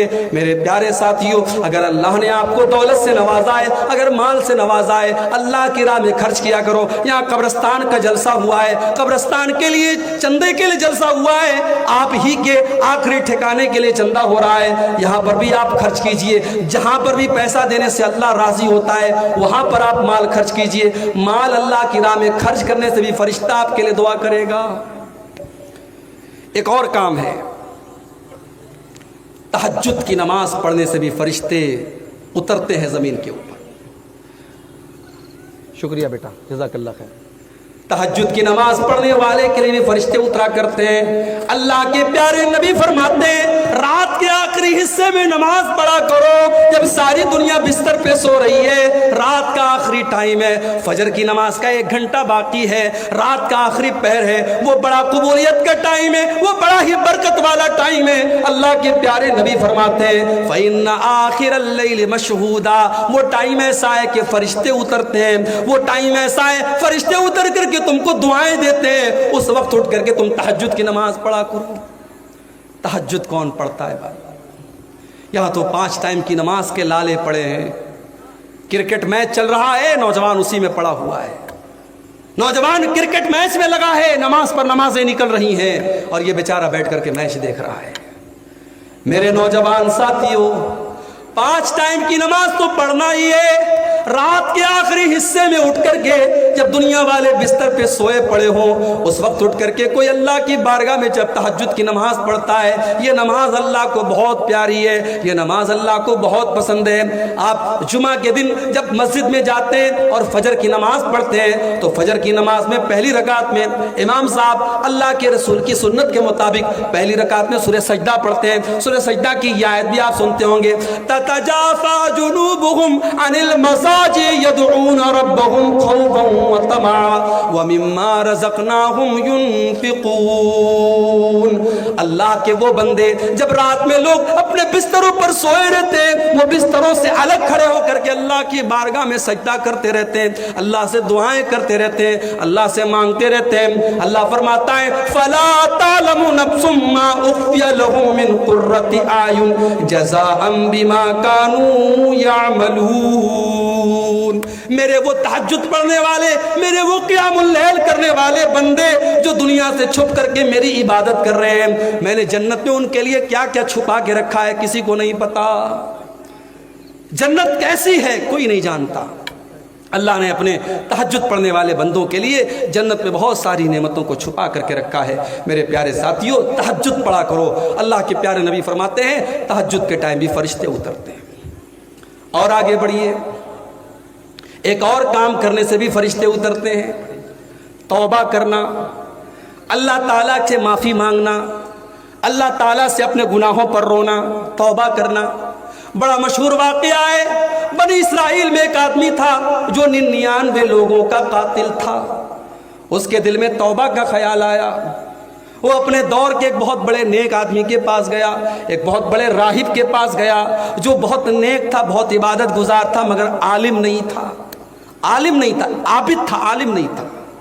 وہ 99 لوگوں کا قاتل اس کے پاس گیا اور کہا کہ بھائی میں نے 99 لوگوں کا مرڈر کیا ہے، میں توبہ کرنا چاہتا ہوں، میں اللہ سے معافی مانگنا چاہتا ہوں، حل لی من توبہ، کیا میں توبہ کر سکتا ہوں؟ اس نے کہا نہیں، اتنے بڑے ظالم 99 لوگوں کا خون تم نے بہایا، نہیں تمہاری توبہ قبول نہیں ہو سکتی۔ یہ فتویٰ صحیح تھا کہ غلط تھا؟ بولو بھائی، غلط چھیلو کہ صحیح چھیلو؟ غلط چھیلو، اس لیے کیونکہ وہ عالم نہیں تھا، فتویٰ دے رہا تھا لیکن عالم نہیں تھا۔ آج بھی بڑے بڑے مفتی آپ کو انٹرنیٹ پر مل جائیں گے، آسک می بردر، پوچھو مجھ سے، پوچھو، ابے تیرے پاس ہے کیا کہ تجھ سے پوچھیں ہم؟ پیٹ کوٹ پہن لیا، اسٹیج پر آ گئے، ٹوپی لگا لی تو تم مفتی بن گئے؟ مفتی ایک بڑی ذمہ داری کا کام ہے میرے بھائی۔ بڑے بڑے علماء ہمارے جھارکھنڈ کے بہت بڑے عالم تھے، اللہ بریک رحمت کرے، اللہ مغفرت کرے، انتقال ہو گیا، علامہ عبدالعزیز حقانی رحمۃ اللہ علیہ، بہت بڑے عالم تھے، مفتی تھے، وہ واقعی میں مفتی تھے، پوری زندگی انہوں نے پڑھنے پڑھانے میں گزاری۔ یہاں تو 4 کتابیں آدمی پڑھتا ہے اور مائک ہاتھ میں لے لیتا ہے اور کہتا ہے پوچھو بھائی میں جواب دوں گا۔ مفتی بننا بچوں کا کھیل نہیں ہے میرے بھائی، فتویٰ دینا بچوں کا کھیل نہیں ہے۔ اسی لیے میں کہتا ہوں عالم کا کام جاہل کو مت دو میرے بھائی، جو کام عالم کا ہے وہ عالم سے کرواؤ۔ اس 99 لوگوں کے قاتل نے غلط آدمی سے فتویٰ پوچھا، وہ عالم نہیں تھا، راہب تھا، بہت بڑا عبادت گزار تھا مگر عالم نہیں تھا۔ کہا تیری توبہ نہیں قبول ہوگی۔ اس نے کہا جب میری توبہ قبول نہیں ہوگی تو چلو 99 لوگوں کا قتل کیا، ایک اور قتل کر دیتا ہوں۔ اس نے سینچری پوری کر دی، 100 لوگوں کو قتل کر دیا، اس کو بھی مار ڈالا، پھر اس کا دماغ خراب ہو گیا، اس کو بھی مار ڈالا، پھر کچھ دنوں کے بعد پھر اس کے دل میں دل نرم پڑ گیا۔ دیکھو 100 لوگوں کے قاتل کے دل میں بھی توبہ کا خیال آ رہا ہے۔ اس لیے ہمارا کوئی بھائی اگر غلط کام کر رہا ہے تو یہ نہ سوچے کہ میں توبہ کروں گا تو میری توبہ قبول ہوگی کہ نہیں، میں تو سدھر نہیں سکتا۔ ارے اللہ سے سچی توبہ کرو، جتنا بھی بڑا گنہگار ہے، جتنا بھی بڑا شرابی ہے، بدکار ہے، اللہ سے سچی توبہ کر لو، اللہ معاف کر دے گا۔ 100 لوگوں کا قتل کرنے کے بعد اس ڈاکو کے دل میں توبہ کا خیال آیا۔ اس نے پھر پتا کیا کہ سب سے بڑا عالم کون ہے، اس دور کے سب سے بڑے عالم کے پاس گیا، اس سے جا کر کے کہا قتلت 100 نفس، میں نے 100 لوگوں کا قتل کیا ہے، میں 100 لوگوں کا قاتل ہوں، میں توبہ کرنا چاہتا ہوں، فہل لی من توبہ، کیا میری توبہ قبول ہوگی؟ اب عالم تھا، عالم صحیح فتویٰ دے رہا ہے۔ اس نے کہا من یحول بینک وبین ربک، اگر تو توبہ کرنا چاہتا ہے، اگر تو اللہ سے معافی مانگنا چاہتا ہے تو کون ہے جو تیرے بیچ میں اور اللہ کے بیچ میں رکاوٹ بن سکتا ہے؟ تو بے شک توبہ کر لے، اللہ تیری توبہ کو ضرور قبول کرے گا۔ اس نے کہا تم توبہ کر لو، تمہاری توبہ قبول ہو جائے گی۔ اس نے کہا مجھے توبہ کرنے کے لیے کیا کرنا پڑے گا؟ کہا یہ گاؤں چھوڑنا پڑے گا، یہ بستی چھوڑنی پڑے گی، یہ برے لوگوں کی بستی ہے، یہ چوروں کی بستی ہے، یہ ڈاکوؤں کی بستی ہے۔ پتہ یہ چلا جہاں برائی بہت زیادہ ہونے لگتی ہے وہاں پہ انسان کا توبہ کرنا بھی خطرے سے خالی نہیں ہوتا ہے۔ جہاں بے نمازی زیادہ ہوں گے وہاں انسان کو احساس ہی نہیں ہوگا میں گناہ کر رہا ہوں۔ جہاں نمازی زیادہ ہوں گے وہاں اگر 2-4 لوگ بے نمازی رہیں گے ان کو شرم لگے گی، یار پورا گاؤں نماز پڑھ رہا ہے میں نہیں پڑھ رہا ہوں۔ جہاں شرابی زیادہ رہیں گے وہاں شراب پینے والے کو کوئی خاص برا نہیں لگے گا، لیکن جہاں سب لوگ شراب سے دور ہے وہاں کوئی شراب پیے گا، نشے کی حالت میں ہوگا تو لوگوں کو برا لگے گا۔ تو اس عالم نے کہا تم توبہ کرنا چاہتے ہو تو یہ گاؤں چھوڑ دو اور فلاں بستی میں چلے جاؤ، فلاں گاؤں میں چلے جاؤ، وہاں اللہ کے نیک بندے رہتے ہیں۔ اس سے پتا چلا انسان کے اوپر صحبت کا اثر پڑتا ہے۔ اسی لیے میرے نوجوان ساتھیوں اچھے لوگوں کے ساتھ رہا کرو، صحبت کا اثر پڑتا ہے۔ اللہ کے پیارے نبی نے ایک حدیث میں کہا کہ اچھی اور بری صحبت کی مثال ایسی ہے جیسے عطر بیچنے والا ہوتا ہے اور لوہار میں بٹی میں کام کرنے والا لوہار ہوتا ہے۔ عطر بیچنے والا، پرفیوم بیچنے والا، اس کے پاس آپ بیٹھیں گے تو یا تو آپ عطر خریدیں گے، پرفیوم خریدیں گے، یا آپ کے کپڑے سے خوشبو آئے گی، اور بھٹی میں آپ جا کر کے بیٹھیں گے تو چنگاری اٹھے گی، آپ کا کپڑا جلے گا یا کم سے کم بدبو آپ کو محسوس ہوگی۔ تو اچھے لوگوں کے ساتھ رہا کرو۔ اب وہ 100 لوگوں کا قاتل برے لوگوں کی بستی چھوڑ کے نیک لوگوں کی بستی میں جانے لگا۔ ابھی آدھے راستے میں پہنچا تھا، اس کے انتقال کا ٹائم آ گیا۔ اس کی روح کو قبض کرنے کے لیے عذاب کے فرشتے بھی زمین پر آ گئے، رحمت کے فرشتے بھی زمین پر آ گئے۔ عذاب کے فرشتوں کا کہنا تھا یہ 100 لوگوں کا قاتل ہے، اس لیے اس کی روح کو قبض کرنے کا ادھیکار ہم کو ہے۔ رحمت کے فرشتوں نے کہا یہ توبہ کرنے کے ارادے سے جا رہا تھا، اس کی روح کو ہم لے کر کے جائیں گے۔ دونوں میں اختلاف ہونے لگا۔ اللہ نے ایک تیسرے فرشتے کو بھیجا۔ تیسرا فرشتہ انسان کی شکل میں آیا، ان دونوں کو جھگڑتے دیکھا، کہا کیا بات ہے بھائی؟ کہا میں عذاب کا فرشتہ ہوں، یہ رحمت کا فرشتہ ہے، اور یہ انسان جو مرا ہے یہ 100 لوگوں کا قاتل ہے، اور یہ مسئلہ ہمارے ساتھ ہے۔ تیسرے فرشتے نے کہا ایک کام کرو، تم لوگ تو فرشتے ہو، تمہارے لیے کوئی مشکل کام نہیں، تم راستے کو ناپ لو، راستے کا میزرمنٹ کر لو۔ اگر یہ برے لوگوں کی بستی سے زیادہ قریب ہے تو عذاب کا فرشتہ لے کے جائے گا، اور اگر نیک لوگوں کی بستی سے زیادہ قریب ہے تو رحمت کا فرشتہ لے کر کے جائے گا۔ اللہ کے رسول صلی اللہ علیہ وسلم فرماتے، بخاری کے الفاظ ہیں، فرشتوں نے راستے کو ناپا تو وہ انسان صرف ایک بالشت، یہ جو ہمارے پنجے کا ناپ ہے، اس کو آپ کے کیا بولتے ہیں؟ بتا، ہمارے میں بتا ہی بولتے ہیں۔ ایک بتا وہ قریب تھا، کہاں؟ نیک لوگوں کی بستی کے۔ ایک بتا، صرف ایک بتا قریب تھا، یعنی اگر ایک بتا پہلے وہ مرا ہوتا تو وہ عذاب کا فرشتہ لے کے جاتا۔ وہ ایک بتا قریب تھا نیک لوگوں کی بستی کے، رحمت کا فرشتہ اس کو لے کر کے گیا۔ اس حدیث سے یہ مسئلہ بھی پتا چلا کہ اگر انسان سچی توبہ کرے گا تو رحمت کا فرشتہ اس کو لے کر کے جائے گا۔ دعا کرو اللہ ہم سب کو زندگی میں سچی توبہ کرنے کی توفیق عطا فرمائے۔ میرے بھائیوں، موت کا کوئی ٹھکانہ نہیں ہے۔ پچھلے 2 مہینوں میں بنارس میں میرے اپنے جاننے والوں میں 10 لوگ کینسر کے مریض پائے گئے۔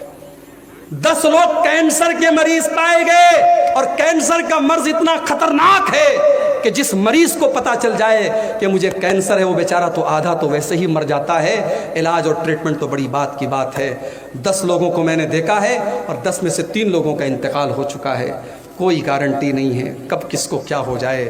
میرے بھائیوں، زندگی کے جتنے لمحے ہمیں ملے ہیں اللہ سے سچی توبہ کر لو میرے بھائیوں۔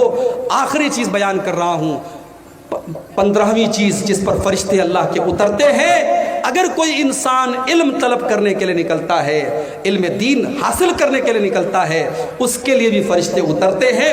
اللہ کے پیارے نبی فرماتے ہیں، من سلک طریقا یلتمس فیہ علما سہل اللہ لہ بہ طریقا الی الجنہ۔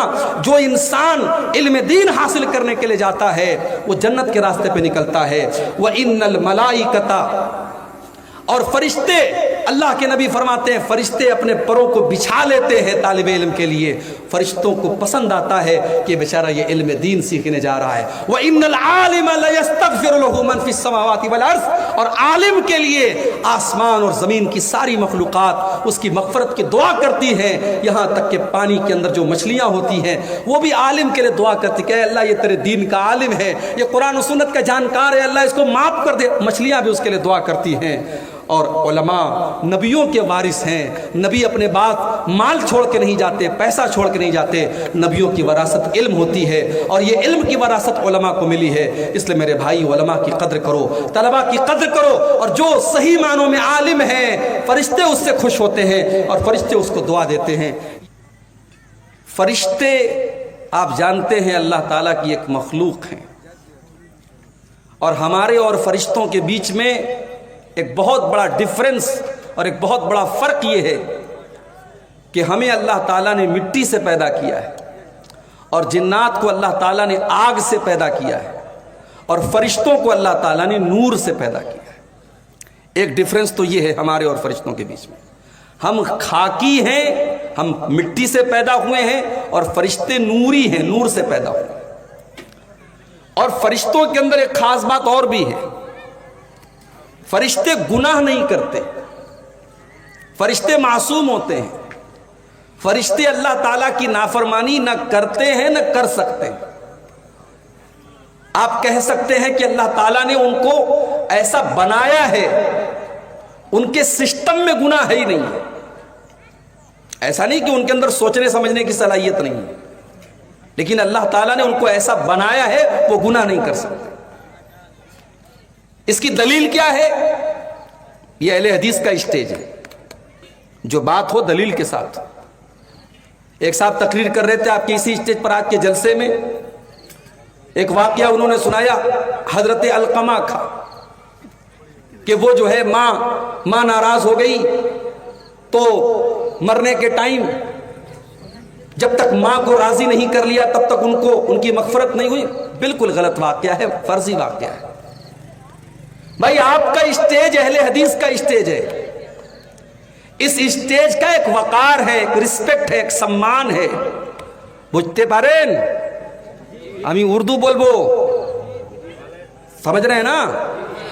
اس اسٹیج کا ایک سمان ہے، ایک وقار ہے میرے بھائی، وہ وقار ہمیشہ قائم رہنا چاہیے۔ ابھی کسی پروگرام میں نے سنا کہ ایک ایسے مقرر کو بلایا جا رہا ہے جنہوں نے ہمارے ہندو مذہب کے ان کے دیوتا کہہ لیجئے یا ان کے بھگوان کہہ لیجئے شری رام جی کی تعریف میں انہوں نے ایک بہت بڑا بھجن پڑھا ہے، سنا ہوگا آپ نے، انٹرنیٹ پر ہوگا۔ یہ سیمانچل کے مسلمانوں کو اور سیمانچل کے اہل حدیثوں کو کیا ہو گیا ہے میرے بھائی؟ آپ اپنے اسٹیج پر ایسے لوگوں کو دعوت دے رہے ہیں۔ ابھی کولاسی میں آج دوپہر میں ٹھہرا ہوا تھا ہمارے ایک دوست کے گھر پہ، وہاں کچھ لوگ آئے، اہل حدیث کی مسجد میں انہوں نے ڈیرا ڈالا ہے کئی دن سے۔ معلوم یہ ہوا کہ صاحب وہ گھر بار چھوڑ کے بال بچوں کو چھوڑ کے آئے ہیں، تبلیغ کر رہے ہیں۔ اب وہ تبلیغ کرنے کے لیے آئے ہمارے دوست کے گھر پہ، کہا کہ بھائی آپ نماز پڑھتے کہ نہیں؟ کہا میں پڑھتا ہوں۔ بولے تو نماز سب کو پڑھنا چاہیے۔ بولے ہم لوگ نکلے ہیں 10 گھروں کو ہم نصیحت کریں گے، 10 گھر والوں کو ہم سمجھائیں گے۔ ہم نے کہا بھائی یہ 10 کی رٹ کیوں لگائے ہو؟ اگر 9 گھروں کو سمجھاؤ گے تو کیا گناہ ہوگا؟ 11 کو سمجھاؤ گے تو کیا گناہ؟ یہ 10 کی گنتی کیا آسمان سے اتری ہے؟ بولے 10 گھر کو سمجھانا ہے۔ میں نے کہا مسجد میں کیا کر رہے ہیں آپ؟ بولے فضائل اعمال پڑھ رہے ہیں۔ میں نے کہا آپ کو معلوم ہے فضائل اعمال میں بہت ساری موضوع روایتیں ہیں، بہت سارے من گھڑت واقعات ہیں۔ کیا ہم لوگ اتنے یتیم ہو گئے، اہل حدیث اتنے یتیم ہو گئے ان کی مسجدوں میں قرآن کا درس نہیں ہوگا، حدیث کا درس نہیں ہوگا، فضائل اعمال کا درس ہوگا؟ تو کہنے لگا میں بھی اہل حدیث میں منسائی کا رہنے والا۔ میں نے کہا تم اہل حدیث کبھی ہو ہی نہیں سکتے۔ تو یہ سیمانچل میں ہم اتنے کمزور ہو چکے ہیں ایمان اور عقیدے اور منہج کے اعتبار سے کہ ہمارے اسٹیج پر جو بھی آ جائے ہم اس کو فوراً اپنے اسٹیج کی زینت بنا لیتے ہیں۔ موضوع روایتیں بھی بیان ہو رہی ہیں، قصے کہانیاں بھی بیان ہو رہے ہیں، اور ایسے ایسے مقرروں کو بلایا جا رہا ہے جو یعنی کفریہ باتیں کہہ چکے ہیں اور غیر اللہ کی تعریف میں بھجن تک گا چکے ہیں، ہم ان کو مقرر کے طور پہ اپنے جلسوں میں لا رہے ہیں۔ کہیں کہیں سنا میں نے کہ بڑی قیمتیں دے کر اور بڑے بڑے پیسے دے کر کے بڑے بڑے شاعروں کو بلایا جا۔ بھائی مشاعرہ کرا لو نا، کیا ضرورت ہے جلسہ کرانے کی؟ ایک صاحب کہنے لگے مولوی صاحب عوام کی بڑی ڈیمانڈ رہتی ہے، ہماری نہیں چلتی۔ مولوی صاحب تھے، کہنے لگے ہماری نہیں چلتی ہے۔ میں نے کہا کل عوام کی ڈیمانڈ ہوگی کیٹرینہ کیف کو لاؤ تو تم کیٹرینہ کیف کو لاؤ گے، پرسوں عوام کی ڈیمانڈ ہوگی شاہ رخ خان کو لاؤ تو آپ شاہ رخ خان کو لائیں گے۔ بھائی عوام کی ڈیمانڈ تو ہمیشہ یہی رہے گی، جو چل رہا ہے جو اچھا لگ رہا ہے اس کو بلاؤ۔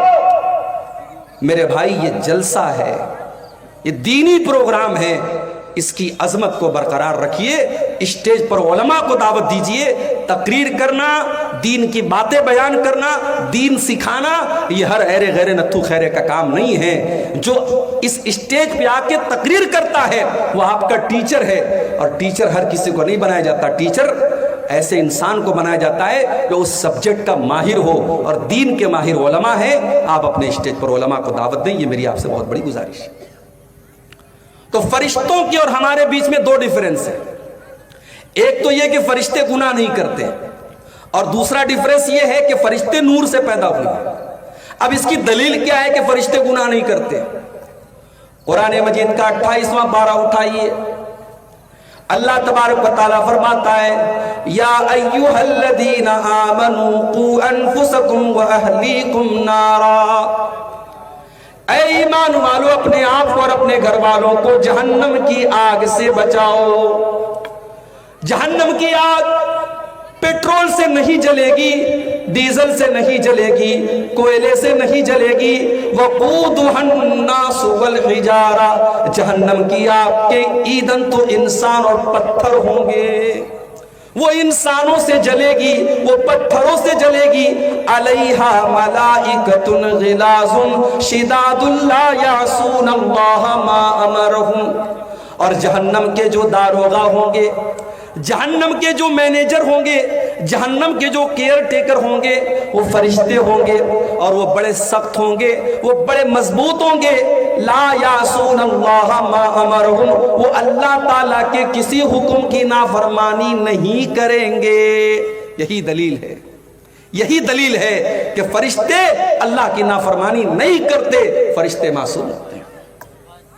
अब कुछ फरिश्ते ऐसे होते हैं जिनको रहमत का फरिश्ता कहा जाता है। तो आज की तकरीर में इंशाअल्लाह हम ऐसी कुछ चीजें आपके सामने बयान करेंगे कि अगर वो काम हमने किया तो हमारे लिए रहमत के फरिश्ते उतरेंगे। ये कोई मामूली बात है भाई? हम ऐसा काम करें कि फरिश्ता उतर करके हमको दुआ दे। फरिश्ता कोई मामूली चीज नहीं है, ये अल्लाह की बड़ी बेहतरीन मखलूक है। 1400 साल पहले मक्का के काफिर ये कहा करते थे, फरिश्ते तो अल्लाह की बेटियां हैं। अल्लाह ने कुरान में फरमाया वक़ालु इत्तख़ज़र रहमानु वलदा, ये कहते हैं कि अल्लाह ताला ने फरिश्तों को अपनी बेटी बनाया है। फरिश्ते अल्लाह ताला की बेटी है। सुब्हानहू, ऐ ज़ालिमों, इतना बड़ा बुहतान अल्लाह ताला के ऊपर न लगाओ, अल्लाह ताला इन बातों से पाक है। बल इबादुम मुकरमून, फरिश्ते तो अल्लाह ताला के बड़े बेहतरीन बंदे हैं, बड़े मुअज़्ज़ज़ बंदे हैं, बड़े सम्मानित बंदे हैं। ला यस्बिकूनहु बिलक़ौल, फरिश्ते कभी अल्लाह ताला के हुक्म के आगे अपनी बात नहीं रखते, अल्लाह ताला से पहले कोई बात नहीं बोलते। वहुम बिअम्रिही यअमलून, और फरिश्ते वही करते जो अल्लाह ताला उनको हुक्म देता है। यालमु मा बैना अयदीहिम व मा खल्फहुम, और फरिश्तों के आगे और पीछे की सारी जानकारी अल्लाह ताला को है। वला यशफऊना इल्ला लिमन इर्तदा, और फरिश्ते कल क़यामत के दिन शफाअत भी करेंगे। अल्लाह के बहुत सारे बंदों के हक में वो शफाअत करेंगे, उनको जन्नत में डलवाएंगे, मगर ये भी अल्लाह के हुक्म से करेंगे, सबके लिए वो नहीं करेंगे। वहुम मिन खशियतिही मुशफिकून, और फरिश्ते अल्लाह ताला से हमेशा डरते रहते हैं। अच्छा, आप लोगों ने कभी फरिश्ता देखा है क्या? किसी ने देखा हो तो जरा हाथ उठाए भाई। देखा है किसी ने? नहीं देखा है। लेकिन आजकल यूट्यूब पर कुछ ऐसे, क्या पता, ये तो यूट्यूबर जो होते हैं ना, चैनल वाले, कुछ भी कर सकते हैं। अब इनको तकरीर का अगर टॉपिक देना हो फरिश्तों का, तो ये कोई बना देंगे वीडियो में, कोई थंबनेल में लगा देंगे कि ये फरिश्ता है। जहन्नम की आग पर तकरीर करेंगे मौलवी साहब, तो ये आग भी बना देंगे जहन्नम, जैसे ये देख के इन्होंने फोटो खींचा है जहन्नम का। जन्नत का तस्करा करेंगे मौलवी साहब, हूर का जिक्र करेंगे, ये खूबसूरत लड़कियों की तस्वीर लगा देंगे। ये यूट्यूबर है भाई, इनके लिए 100 गुना माफ है, कुछ भी कर सकते हैं ये। याद रखो मेरे भाई, जन्नत, जहन्नम, फरिश्ते, इनका ताल्लुक गैब से है। गैब मतलब इनविजिबल थिंग्स हैं, ये हमें नजर नहीं आती, अदृश्य हैं, हम देख नहीं सकते। हमने जन्नत को देखा नहीं, हमने जहन्नम को देखा नहीं, तो जिस चीज को हमने देखा नहीं उसका फोटो हम नहीं बना सकते, उसकी वीडियो हम नहीं बना सकते। इसलिए उलमा ने लिखा है कि जहन्नम की आग का भी कोई खाका बनाना, कोई पेंटिंग बनाना, कोई फोटो बनाना सही नहीं है। जहन्नम की आग नॉर्मल आग की तरह नहीं है।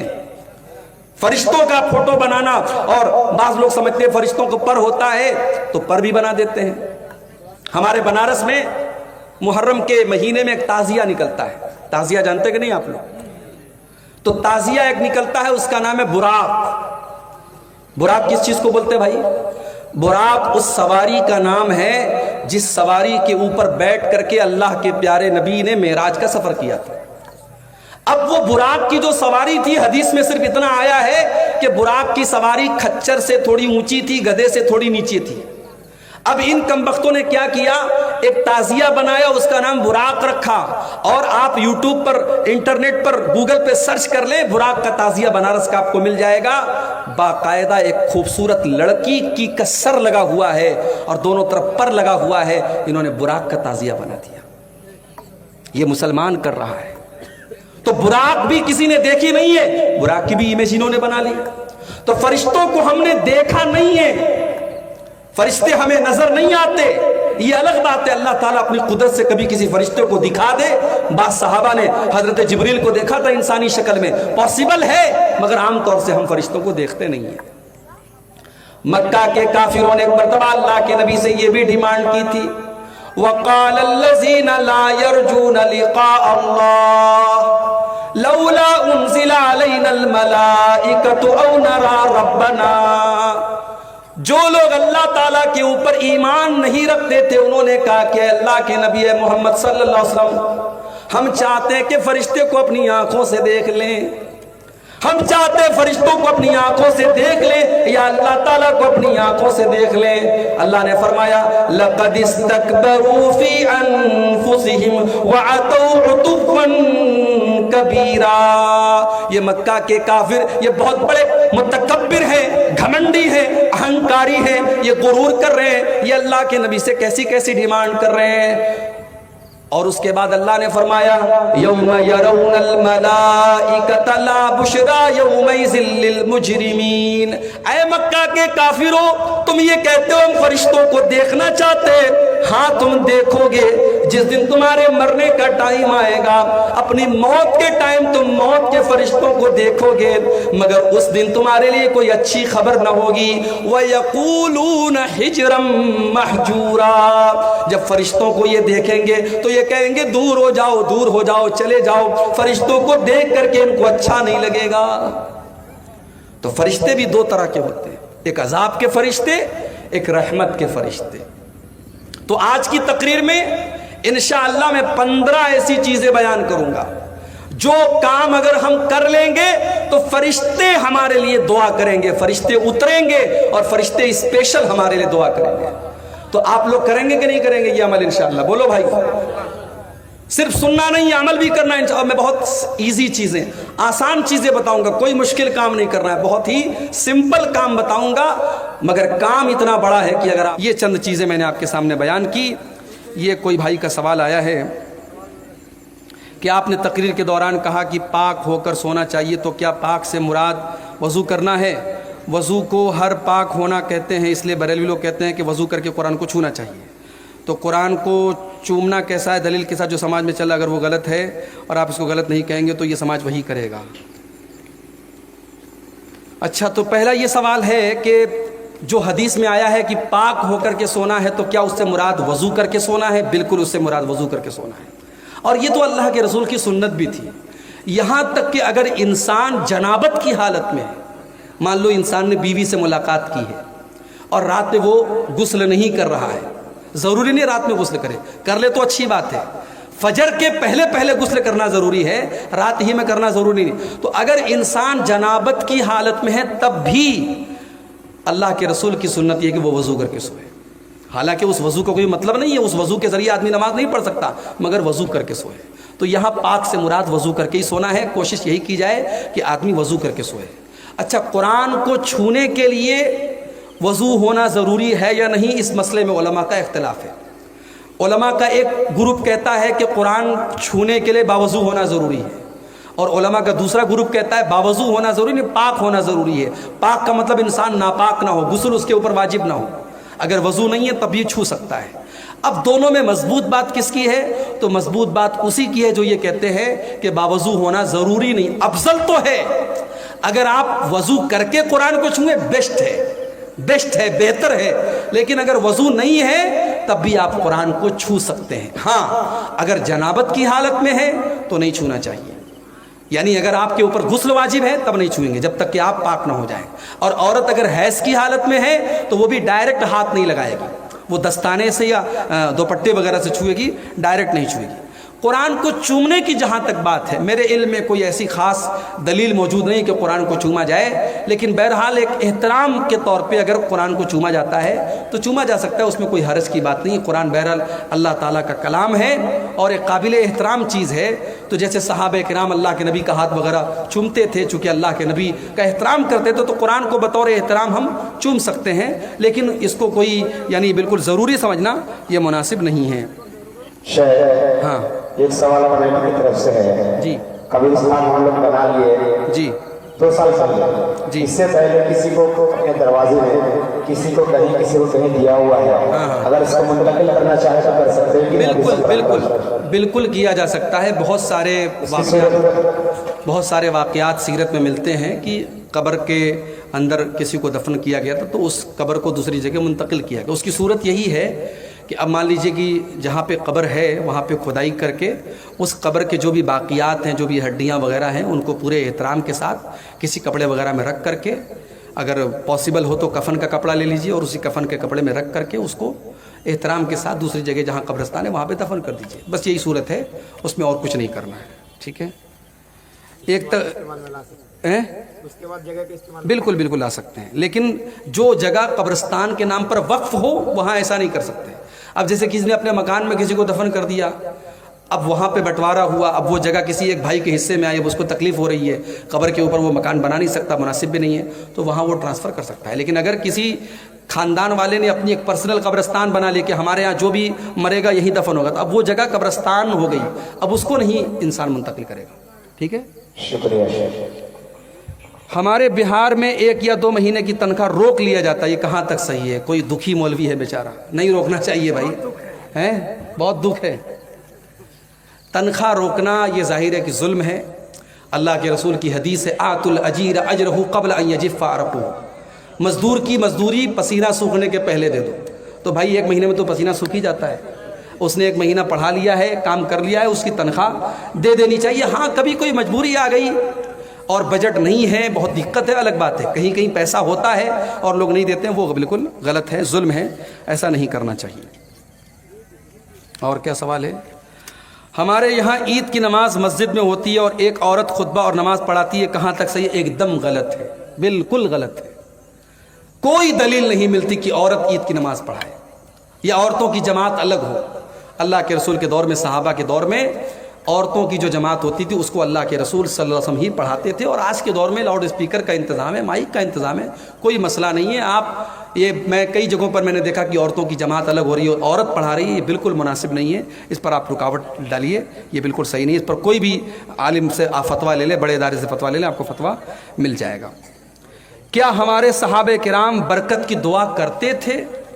بالکل برکت کی دعا کرتے تھے، اور حضرت انس رضی اللہ تعالیٰ عنہ جب پیدا ہوئے تو ان کے حضرت انس کو ان کی ماں اللہ کے رسول کے پاس لے کے آئیں تو اللہ کے رسول نے دعا کی تھی کہ اے اللہ ان کے مال میں اور ان کی اولاد میں برکت دے۔ تو حضرت انس کے مال میں اور ان کی عمر میں اور ان کی اولاد میں بڑی برکت دی تھی اللہ نے۔ تو برکت کی دعا بہرحال صحابہ کرام کرتے تھے، اس میں کوئی حرج کی بات نہیں ہے۔ کسی گاؤں میں جمعہ کے دن 2 اذان ہوتی ہے، کیا یہ صحیح ہے؟ اس مسئلے میں بھی علماء کا اختلاف ہے، لیکن دلیل کے اعتبار سے زیادہ صحیح بات یہی ہے کہ 1 اذان دی جائے۔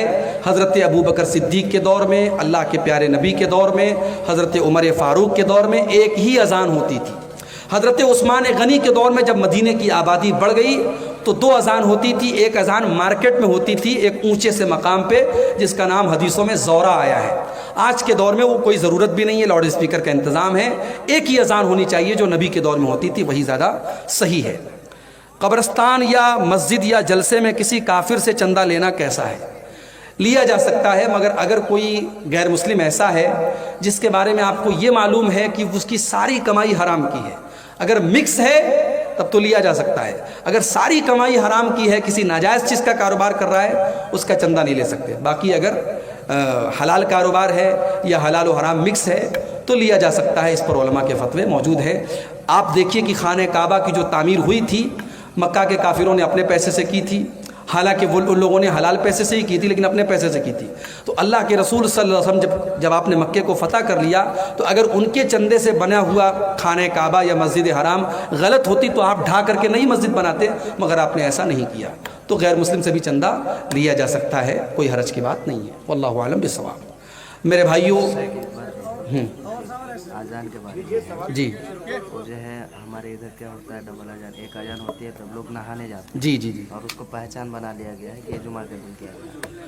بھائی دیکھیے، آپ 1 اذان کو اگر یہ سمجھتے ہیں کہ یہ جو ہے خطبہ کی اذان ہے اور دوسری اذان کو یہ سمجھتے ہیں کہ نماز کی اذان ہے، یہ بہرحال بالکل غلط ہے۔ اور جیسا کہ بھائی نے بتایا کہ 1 اذان ہوتی ہے تب لوگ نہانے جاتے ہیں، جمعہ کے دن آپ ارلی مارننگ جتنا جلدی ممکن ہو نہا لیجئے، کوئی جنابت کی حالت میں تو فجر کے پہلے ہی نہا لے، اور جمعہ کے دن نہا دھو کر کے تیار ہو کر یا ایھا الذین آمنوا اتقوا اللہ وقولوا قولا سدیدا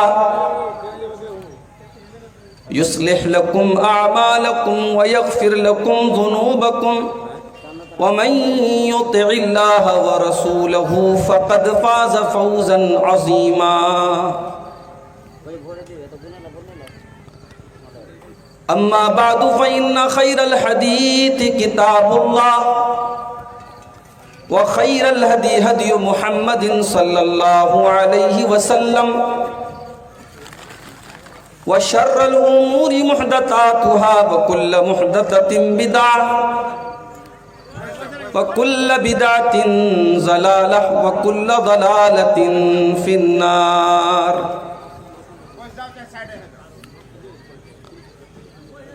اعوذ باللہ من الشیطان الرجیم بسم اللہ الرحمن الرحیم وَقَالُوا اتَّخَذَ الرَّحْمَنُ وَلَدًا سُبْحَانَهُ بَلْ عِبَادٌ مُكْرَمُونَ لا يسبقونه بالقول وهم بأمره يعملون يعلم ما بين أيديهم وما خلفهم ولا يشفعون إلا لمن ارتضى وهم من خشيته مشفقون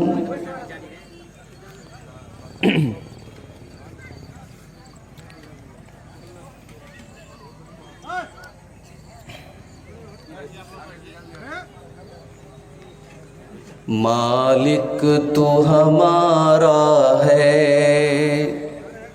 خالق تو ہمارا ہے، مالک تو ہمارا ہے، خالق تو ہمارا ہے، بندوں کو تیرے یا رب تیرا ہی سہارا ہے، کشتی بھی ہے طوفان میں رہبر بھی نہیں کوئی، کشتی بھی ہے طوفان میں رہبر بھی نہیں کوئی، منزل سے ہے نا واقف نہ کوئی کنارہ ہے، ہر سمت اندھیرا ہے جائیں تو کدھر جائیں، ہر سمت اندھیرا ہے جائیں تو کدھر جائیں، ٹھوکر جو لگی ہم کو تجھ کو ہی پکارا ہے، یہ شمس و قمر یا رب جھکتے ہیں تیرے آگے، یہ شمس و قمر یا رب جھکتے ہیں تیرے آگے، قدرت سے تیری روشن ہر ایک ستارہ ہے، کلیوں کو بھی رعنائی تو نے ہی نوازی ہے، کلیوں کو بھی رعنائی تو نے ہی نوازی ہے، گلشن کا حسین منظر، گلشن کا حسین منظر تو نے ہی نکھارا ہے، مردہ تھی زمین ساری تو نے ہی جلائی ہے، تو نے ہی تو برسائی امرت کی یہ دھارا ہے، عاصی ہے تیرے یا رب تو نے جو نہیں بخشا، دنیا میں بھی ذلت ہے عقبیٰ میں خسارہ ہے، تیرے ہی لیے جینا تیرے ہی لیے مرنا، تیرے ہی لیے جینا تیرے ہی لیے مرنا، تو ہو ہر زخم گوارا ہے، رحمت جو تیری روٹھی جائے گا کدھر زاہد، رحمت جو تیری روٹھی جائے گا کدھر زاہد، رحمت کے ہی سائے میں اپنا تو گزارا ہے، مالک تو ہمارا ہے، خالق تو ہمارا ہے۔ محترم علماء کرام، بزرگوں اور دوستوں، نوجوان ساتھیوں، پردہ نشین ماں اور بہنوں، پیارے بچوں، رات کے 2 بجنے کے بعد میں آپ کے سامنے خطاب کے لیے حاضر ہوا ہوں، اور میں جانتا ہوں کہ یہ وقت سننے سنانے کے لیے بڑا مشکل وقت ہے۔ آپ عشاء کی نماز کے بعد سے تقریریں سن رہے ہیں، آنکھوں میں نیند بھری ہے، بیٹھے بیٹھے آپ تھک بھی چکے ہیں، لیکن یہ آپ کے سیمانچل کے جلسوں کا سسٹم کہہ لیجئے، جلسے والوں کی مجبوری کہہ لیجئے کہ مجھے اکثر 1 بجے 2 بجے رات میں آپ حضرات کو پریشان کرنا پڑتا ہے۔